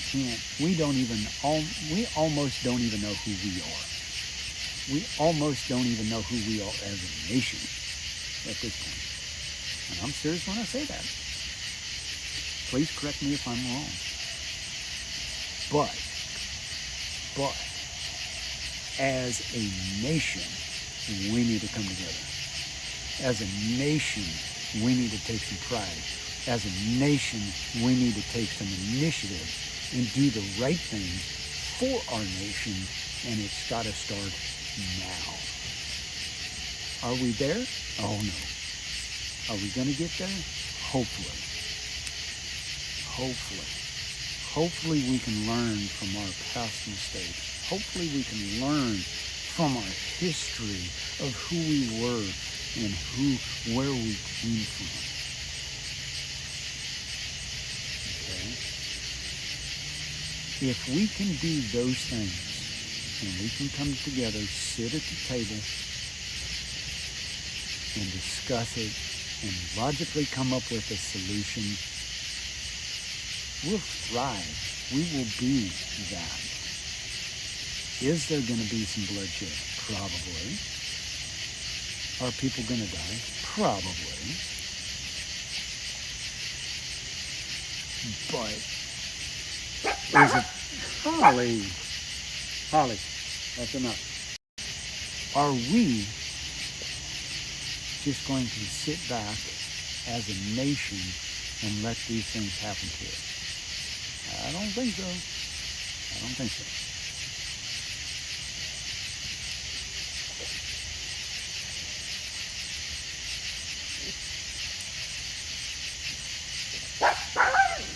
Holly! Something over by our other side. Let's see. Opposite parties can agree on something. Starts with listening to each other. You know, there used to be the day, guys. There used to be the day when we would sit down. We used to sit down in a restaurant or a coffee shop, and we would talk about these things. And we would talk about it without getting in each other's face. We can't do that no more.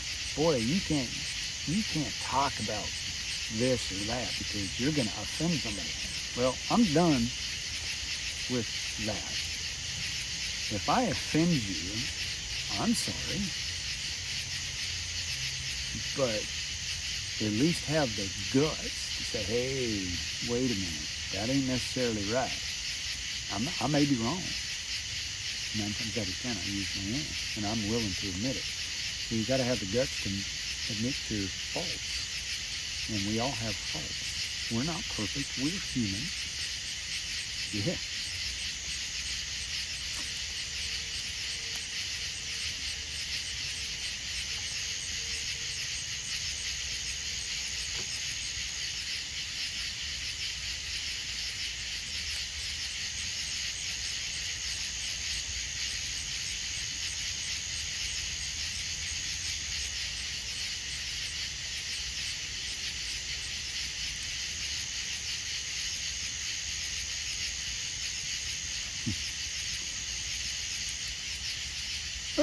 what's up, B-Man? I'm reading all your comments, guys. I'm not.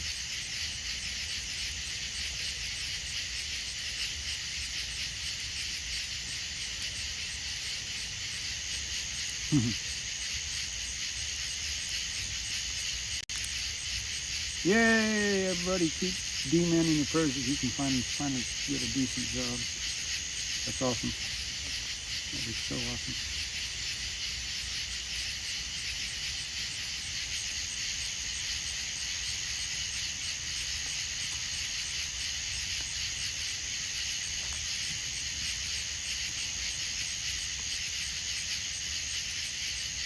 Let's see. I'm reading back because there are some very important things that people are saying in here, and it's very important that we understand it. I agree. We must value human life across the board. I agree with that. I agree with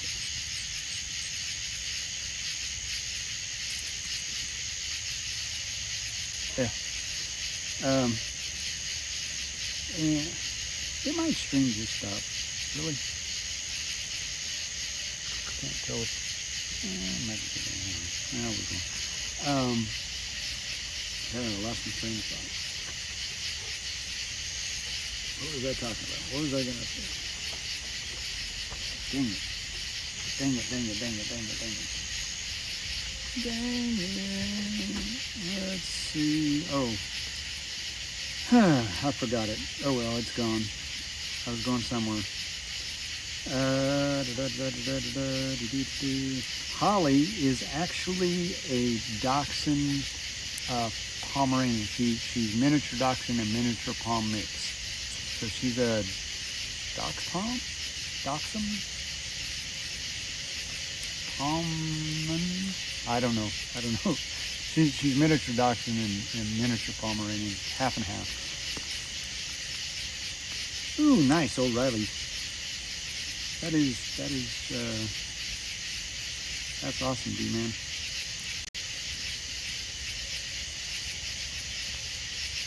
So we'll definitely keep you in our prayers.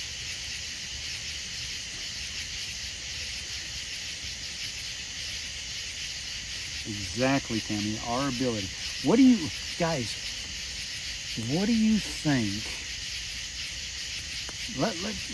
Let's kind of look at something now, because this is good conversation right here, and we can run with it, and we can look back at history, and we can put ourselves in that moment. All right. There's 12 of us supposedly in the chat. 7, I guess. I don't know. Whoever's in this chat, pour yourselves up to the fire, relax, and enjoy it. Put yourself in this situation. Go back to 1776. Do you for 1 minute absolutely think that there wasn't a lot of discussion? Do you think for 1 minute that there was not a lot of language involved? Do you think for 1 minute there wasn't bickering and fighting? Do you think that they sat there, they haggled it out until they hammered it out? They didn't take a vacation. They didn't go on a break. They might have taken a break to go pee or otherwise, but they did not leave until it was finished. Let me tell you, the Declaration of Independence, which is what we stand on as America, did not happen overnight. It didn't happen in 5 or 6 hours. Oh, we're done. We can go on vacation. No. They sat there and they fought it out in that signing. My God. My God. What if we could do that today?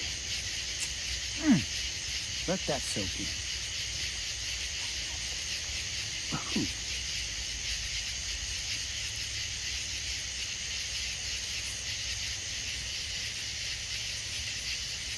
Pommeline.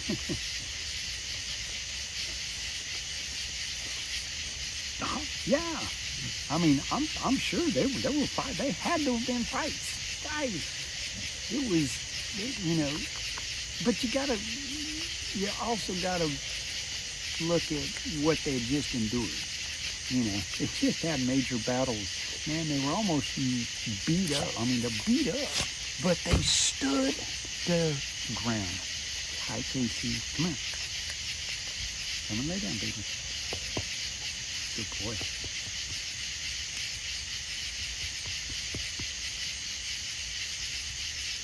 But they stood their ground.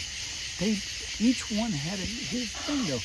Each one of those guys that signed it had an input, had some input into that. They didn't care which side of the fence they were on, which side of the aisle they were on. Each one of them had their input. Not all of them were this or that. They had some scattered out.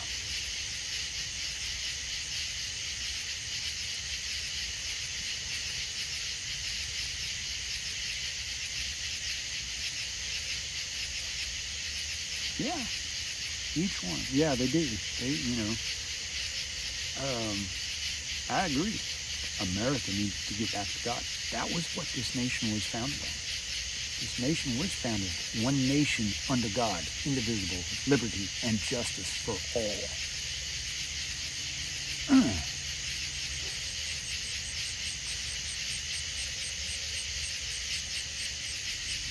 I need to pull something up. Hang on.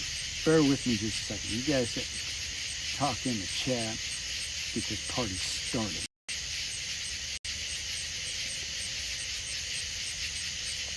I'm looking something up online.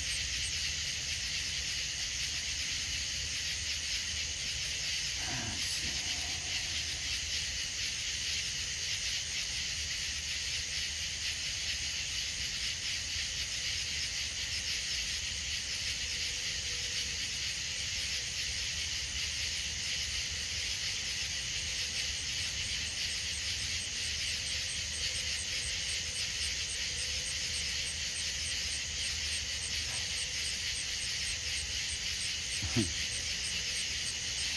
Wow.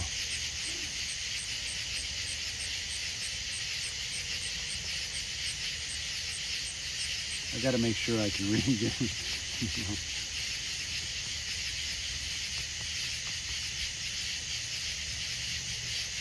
I got to make sure I can actually.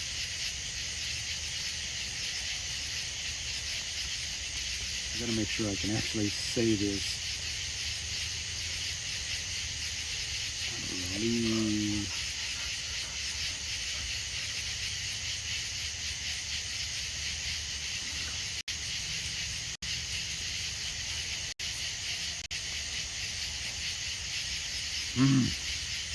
What about fighting over where state borders were going to be? Yeah. Don't you think they, yeah. That's how did they come across, where the borders were going to be as the states were made? Do you think there was not a lot of haggling? Gotta make sure.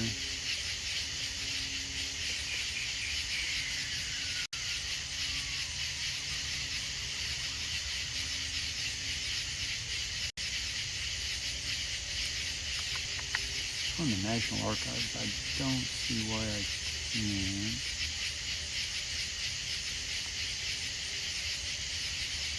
Declaration. National Archives. Boy.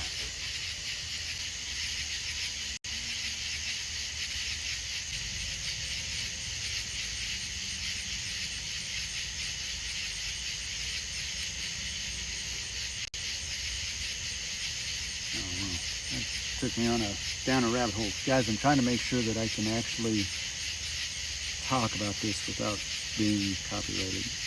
Very important. I'm pretty sure I can, but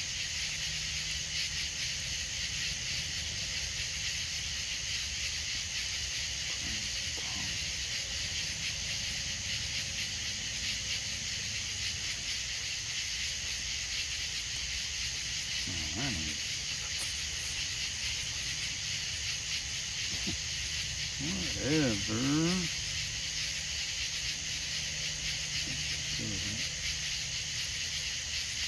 Boy, there's a lot of stuff in there. Let's see.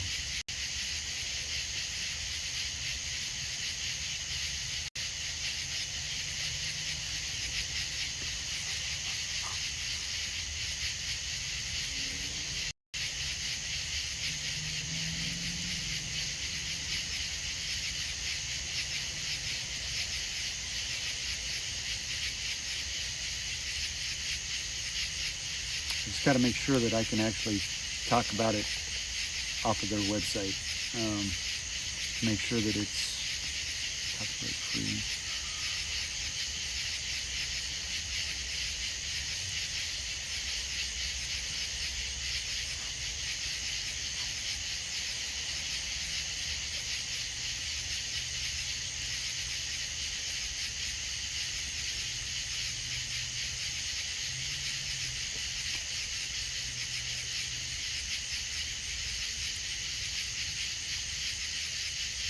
I'm not sure what this is all about. This is government.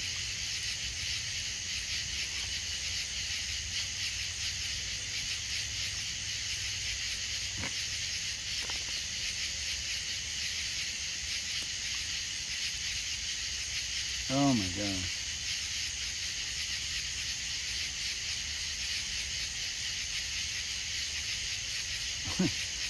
Well, I'm going to go for it.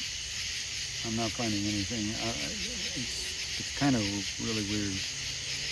All right, because you can these are public from the National Archives, which are open to the public. Oh boy, got fireworks going on. That's a good doggo right there.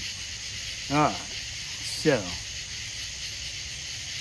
The Declaration of Independence in Congress, July 4th in 1776. I'm actually reading this from the National Archives. All right, so this is public knowledge. Just so you know, you can look it up. You can go to the National Archives.gov and America's founding documents, and you can read it. Check me. Declaration of Independence. A conscription. The unanimous declaration of the 13 United States of America. In the course of human events, it becomes necessary for one people to dissolve the political bands which have connected them with another, to assume among the powers of the earth the separate and equal station to which the laws of nature and of nature's God entitle them. A decent respect in the opinions of mankind requires that they should declare the causes which impel them to the separation.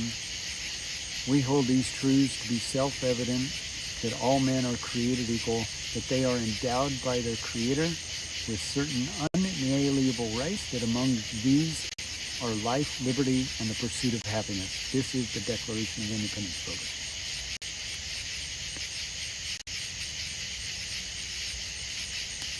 Hold these truths self-evident, by all men created equal, are endowed by their Creator with certain unalienable rights, that among these are life, liberty, and the pursuit of happiness.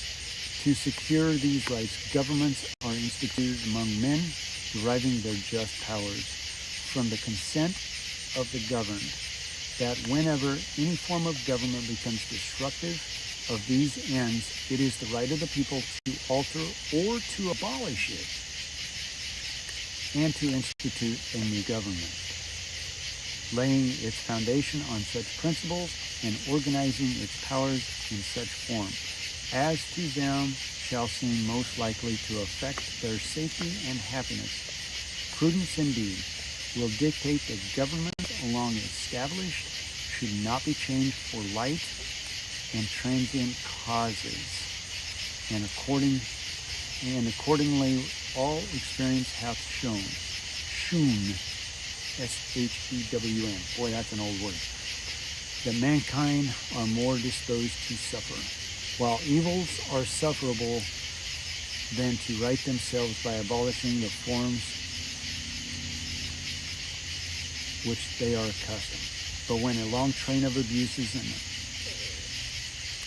usurpations, pursuing invariably the same object, and evinces a design to reduce them under absolute despotism, it is their right, it is their duty to throw off such government and to provide new guards for the future security.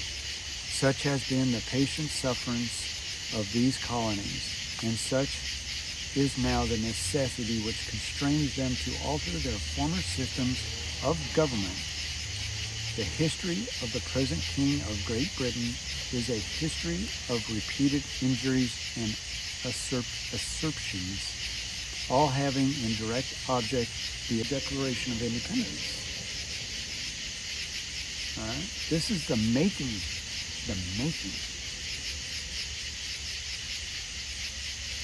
All right? What are you saying? This is the way it's written. You can read it for yourself. You can relate it to this guy. It is proven and written. My mother did a lot of genealogy work when she was alive. Has it written down. I have it on documentation. This guy, have you ever heard of? It's there. Oh, by the way, he's from New Hampshire. Samuel Adams, Massachusetts. John Adams, future president.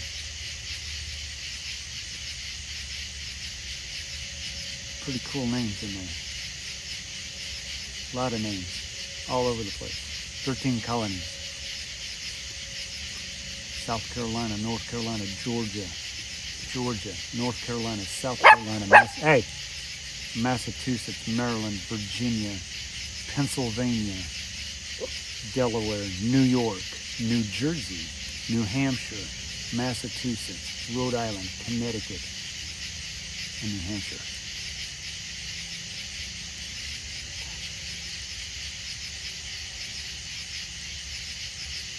Declaration of Independence.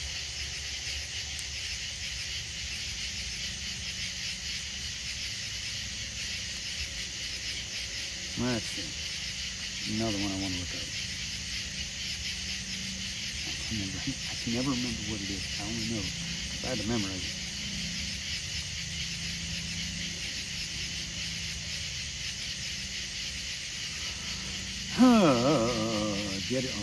That was the Gettysburg Address. Okay, never mind. The Gettysburg Address. 7 years ago. Gettysburg. Lincoln. I remember because I had to memorize this, and then I have a horrible memory. I had a horrible memory back when I was in junior high. I even have a worse memory now. But I always remember the words of Abraham Lincoln in the Gettysburg Address. Absolutely amazing. I remember having to memorize that sucker. And it took me like 6 weeks. And it was a pass fail. I mean, if I didn't do it, I failed the class, and I needed the class. I needed the credit.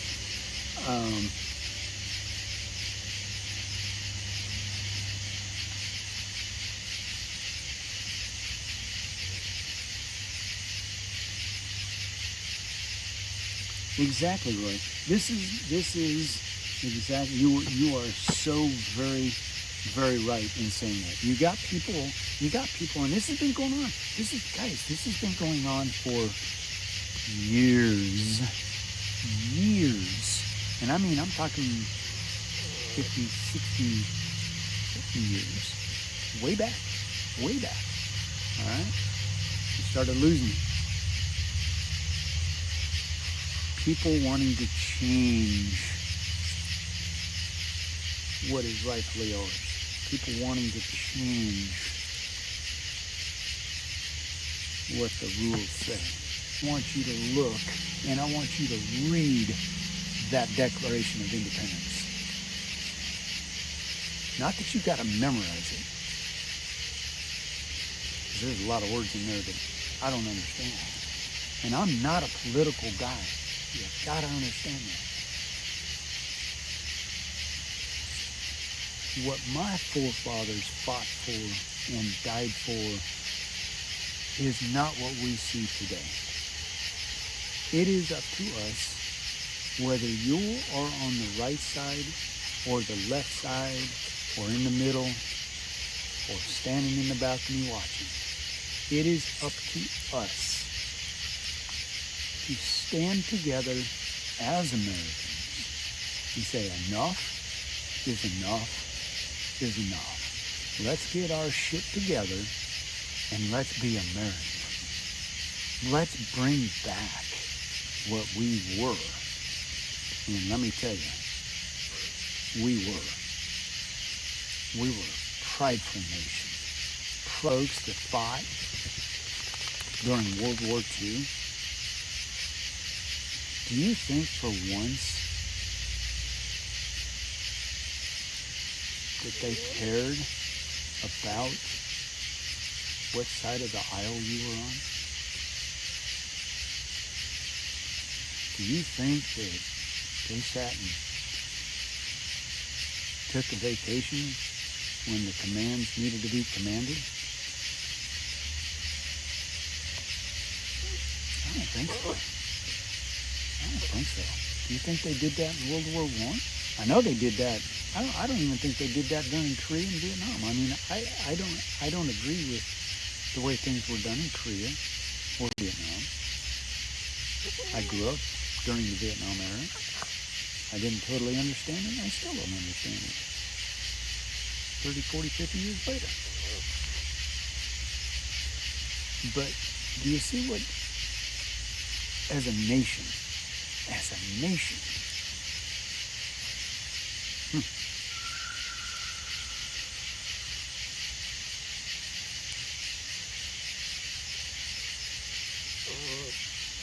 oh yeah, I think, I agree.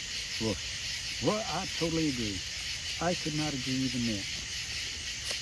I pay attention to it because if you're not paying attention to that, you're not paying attention. You don't know what's going on. You're left in the dark. I encourage you. Hey, what are you doing? You just sit down and be quiet. Our time is now to shine. Not fluff it over and, oh, look at this, look at that. No, man, let's get down to the brass tacks and let's get things done. Let's cure it. Let's fix it. Not put a Band-Aid on it. Not take a vacation. Shut the government down because we can't make a decision. We'll go on vacation. We'll come back after we thought about it. Let me ask you. Every time they do that, every time they shut the government down, do you really think that they're even thinking about it when they're sitting at their house drinking a martini or whatever they're doing, playing golf? You really think that? For 1 second? I guarantee you. It's like going to work and going on vacation. You think about work while you're on vacation? I don't. I don't think they do either.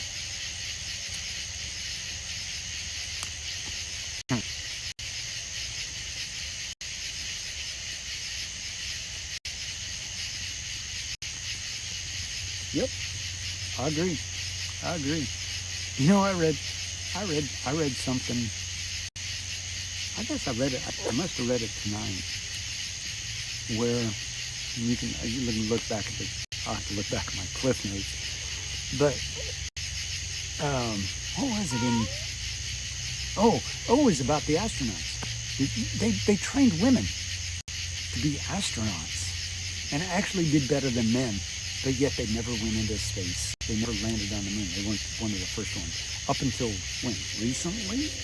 You know, space shuttle, and all of that. Yep. They are to complement. Woman and man are made to complement each other. Period. It says, let not a woman stand behind you or in front of you, but by your side. You complement each other. Women want right. Give it to them. But the very minute, here's the kicker on that. The very minute that they can't handle it, they need not come crying, oh, poor pitiful me. No. You asked for it. Suck it up, buttercup. Just like a guy. Come on now. I don't know if I'm getting beat up or what. Man, my hands are here. Here. Oh, yeah. Oh, yeah.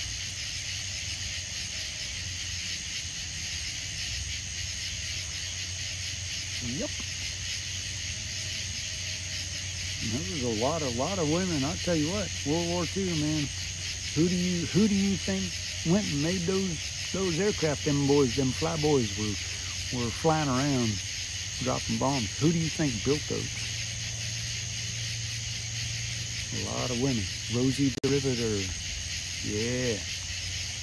You know that was actually a woman. Those were women that made those things. Together and be strong. Because there's that old saying, you're only as strong as your weakest one. Until you get that weak one strong, you'll never be strong. As you possibly can. Find your strengths, find your weaknesses, work on your weaknesses. Everyday life, work on your weaknesses. Find out what makes you weak. Figure out how to make it strong. Make it work in your favor. Come on now. I know I'm not preaching to the choir.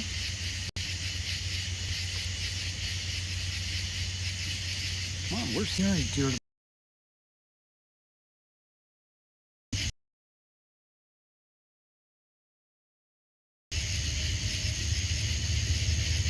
Always has been.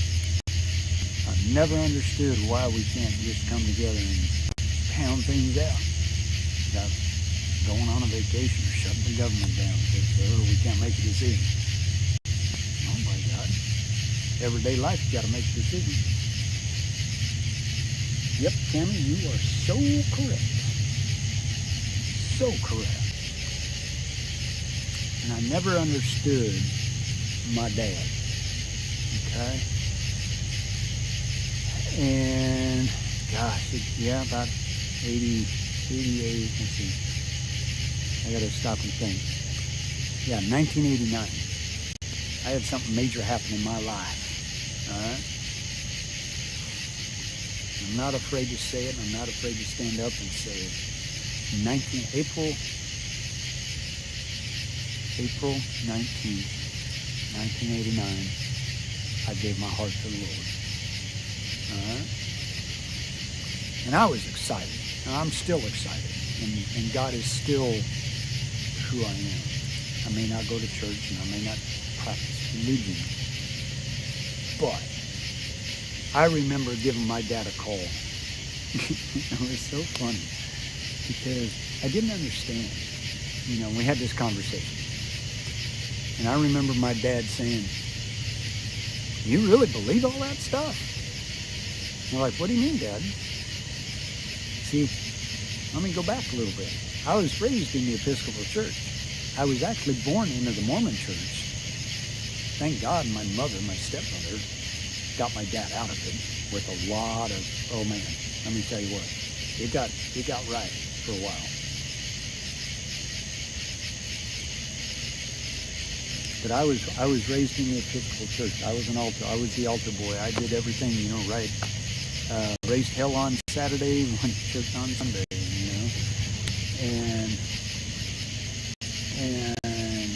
But I told him, I said, "Dad, I got to tell you, I got saved." He goes, "What do you mean you got saved?" said, I gave my life to the Lord. I allowed Jesus Christ into my heart. He goes, you really believe that stuff? And I said, well, there's a lot more to it, Dad, and I tried to explain it to you, but you probably wouldn't want to hear it. Oh, nice breeze. And squirrel moment. And so he was very inquisitive about it. And my mom understood it. My dad, not so much. My dad was very traditional. He was very into the Episcopal Church, and I was too, until I kind of realized what was going on and how that all unfolded, and it kind of lost me 15, 20 years ago when they allowed certain things to happen in the church, and the church declined, unfortunately. But it was a good church. But then I started talking to him as I got older, and I started, asking him very, very pointed questions. Now, my dad and my mom were Democrats. Okay, I was raised in a Democrat household. I was raised that Democrats were the way to go. I didn't understand politics. I'm like I said, I'm not a very political guy. But the point being is I asked my dad this one important question. I said, Dad, hang on, Holly. Come on, baby. All right. I said, what makes the Democrat right? What makes the Democrat side right? And he gave me all these things, and he says, son, he says, I want to tell you something that happened to me when I was in my, he was 18, 19 years old. And he says, I have never told anybody this. You are the first. I was like, okay, I'm ready for it. Lay it on me. He goes, the reason why I am a forever Democrat for this reason and this reason only. See, when my dad was a young man on a ranch in Nevada,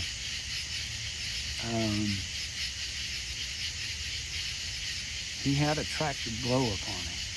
I mean, a tractor backfired and backflashed and knocked him off the seat, blew him backwards about 7-8 foot off the tractor. The explosion burned 3/4 of his body. He was a charcoal mess. Walked half a mile down to the house. His aunt, my great aunt, opened the door, passed out on the floor, and he's standing there, a crispy critter. They woke up. They finally realized after my great uncle come out, because he passed out. He was knocked off. He was actually knocked unconscious. He ran after him, and they put him in a pickup truck. Soaked all of the sheets, all of the bedding to keep him hydrated. They filled up 5-gallon barrels of water and forced him to drink, and the water was literally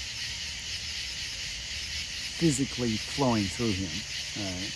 But they had to keep him, they knew to keep him hydrated, and they had to go 50 miles to the nearest hospital because they're in Nevada, they're, rural America. And this was back in the 50s, early 50s. Or, late 40s, I guess. Late 40s, early 50s, not quite 1950s. And they got him to the hospital, and the doctor said, you might as well say your goodbyes because you're probably not going to make it the weekend. And they started saying goodbye to him because they knew he was not going to survive because of his burns, because they were bad. Now you got to understand that back then they didn't have the technology that we have today. They had what they had. And they said he's not going to make it. we don't have the ability to really take care of him and get him back. I mean, he will, if he stays here, he'll be forever a vegetable. So they, I don't know how they transported him. I presume they flew him somehow, because he ended up in San Francisco in a hospital, in a burn unit, one of the major burn units in the United States at that time. And doctors went in and they started doing him, working on him and that. And he was literally one of the first recipients of what they call keloid therapy, and which means they took skin grafts off his legs and plastered him up and got him back, and I won't go into the detail, but they did some pretty weird things, and the bills kept piling up. Now, he was in there about 9 months, almost a year, and he's telling me the story, and it's breaking my heart, because he's having to relive this, and this is the first time that my dad ever talked about it. And he said there was this one day, just a regular old ordinary day, this guy, he's in a suit, and nicely dressed fellow, and he says, what can I do for you? My dad says this. He goes, well, he says, it's not what you can do for me, but it's what I can do for you. And he says, what's that? He says, I understand that you had an accident on your ranch in Nevada. I am a senator. And I can't remember. And he says, I want to make you a proposition. And you're like, all right, lay it on me. Tell me what you got. Because he's thinking all kinds of, here's a farmer kid who'd just been through hell, literally, and he survived. And here's a guy who's wanting to make him. He didn't know if he was, what was going to happen. And he says, I'll tell you what. He says, when you get out of this hospital, I want to bring you to the Capitol. And I want you to tell your story. And he goes, okay. Farmers have medical insurance. And he says, I know what your bills are running you. You may not understand it right now, but I have looked. And he says, and I want to help you out. He says, if you come and tell your story, I will personally pay them. The state of wherever will pay them for you. You won't owe a dime. My dad said, well, that sounds fair. And so he goes, by the way, I'm a Democrat, and I'm so-and-so. I have to go back and look it up, because I think my dad documented it somewhere. I could find out from my sister. But he says, I'm Senator so-and-so, Democrat so-and-so. My dad said, well, I don't really have any options, because I know I can't afford the bills. And I really don't know how much it costs me. I will take that offer. Well, sure enough, my dad ended up in D.C. They shipped him out there, and he went to D.C. and he told his story. And, I'm not saying this to have tears for me or my dad. I'm saying this because here's a guy who is devoted to the Democrat side of the line, of the aisle. Devout Democrat. Line. Vote straight down the line. Didn't matter who it was. For that reason. When my dad told me that, I actually voted Republican that year. First time I ever voted, I voted Republican, straight line. But when he was telling me that story, my heart grew 10 times. Grinch. You can't take a story like that and you can't make that stuff up. After that, my dad and I could sit down like we are sitting down tonight and having a discussion. Not really a political discussion, because we didn't really talk about politics a whole lot. But we could sit down and have a political discussion, and we could say, okay, I agree with that, and here's the reason why. And he would come back and he would rebut me, and he goes, but here's the reason why. And I was like, okay, Dad, but see it this way. We had a discussion. And when it was all said and done, we sat down and said, you know what? I'm just as wrong as you are. We got it all backwards. And that's the way it should be. And I say all of these things.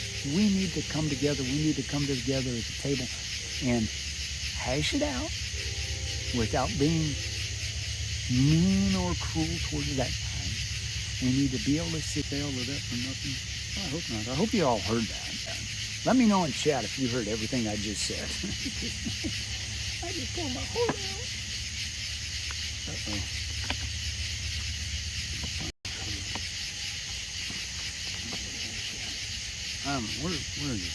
We're just talking. Oh my gosh. God, if my stream froze, I'm gonna be upset. Oh, I'm gonna be so upset. What is going on?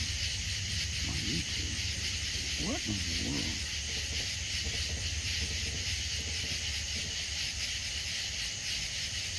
Oh my gosh.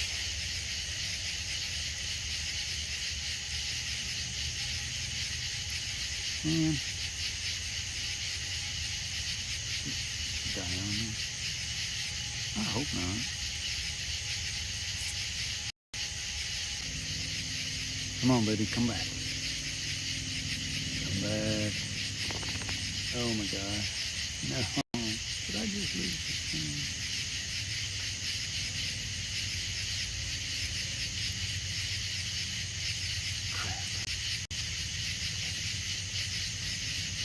I can't see chat. I can't even. Did I lose it?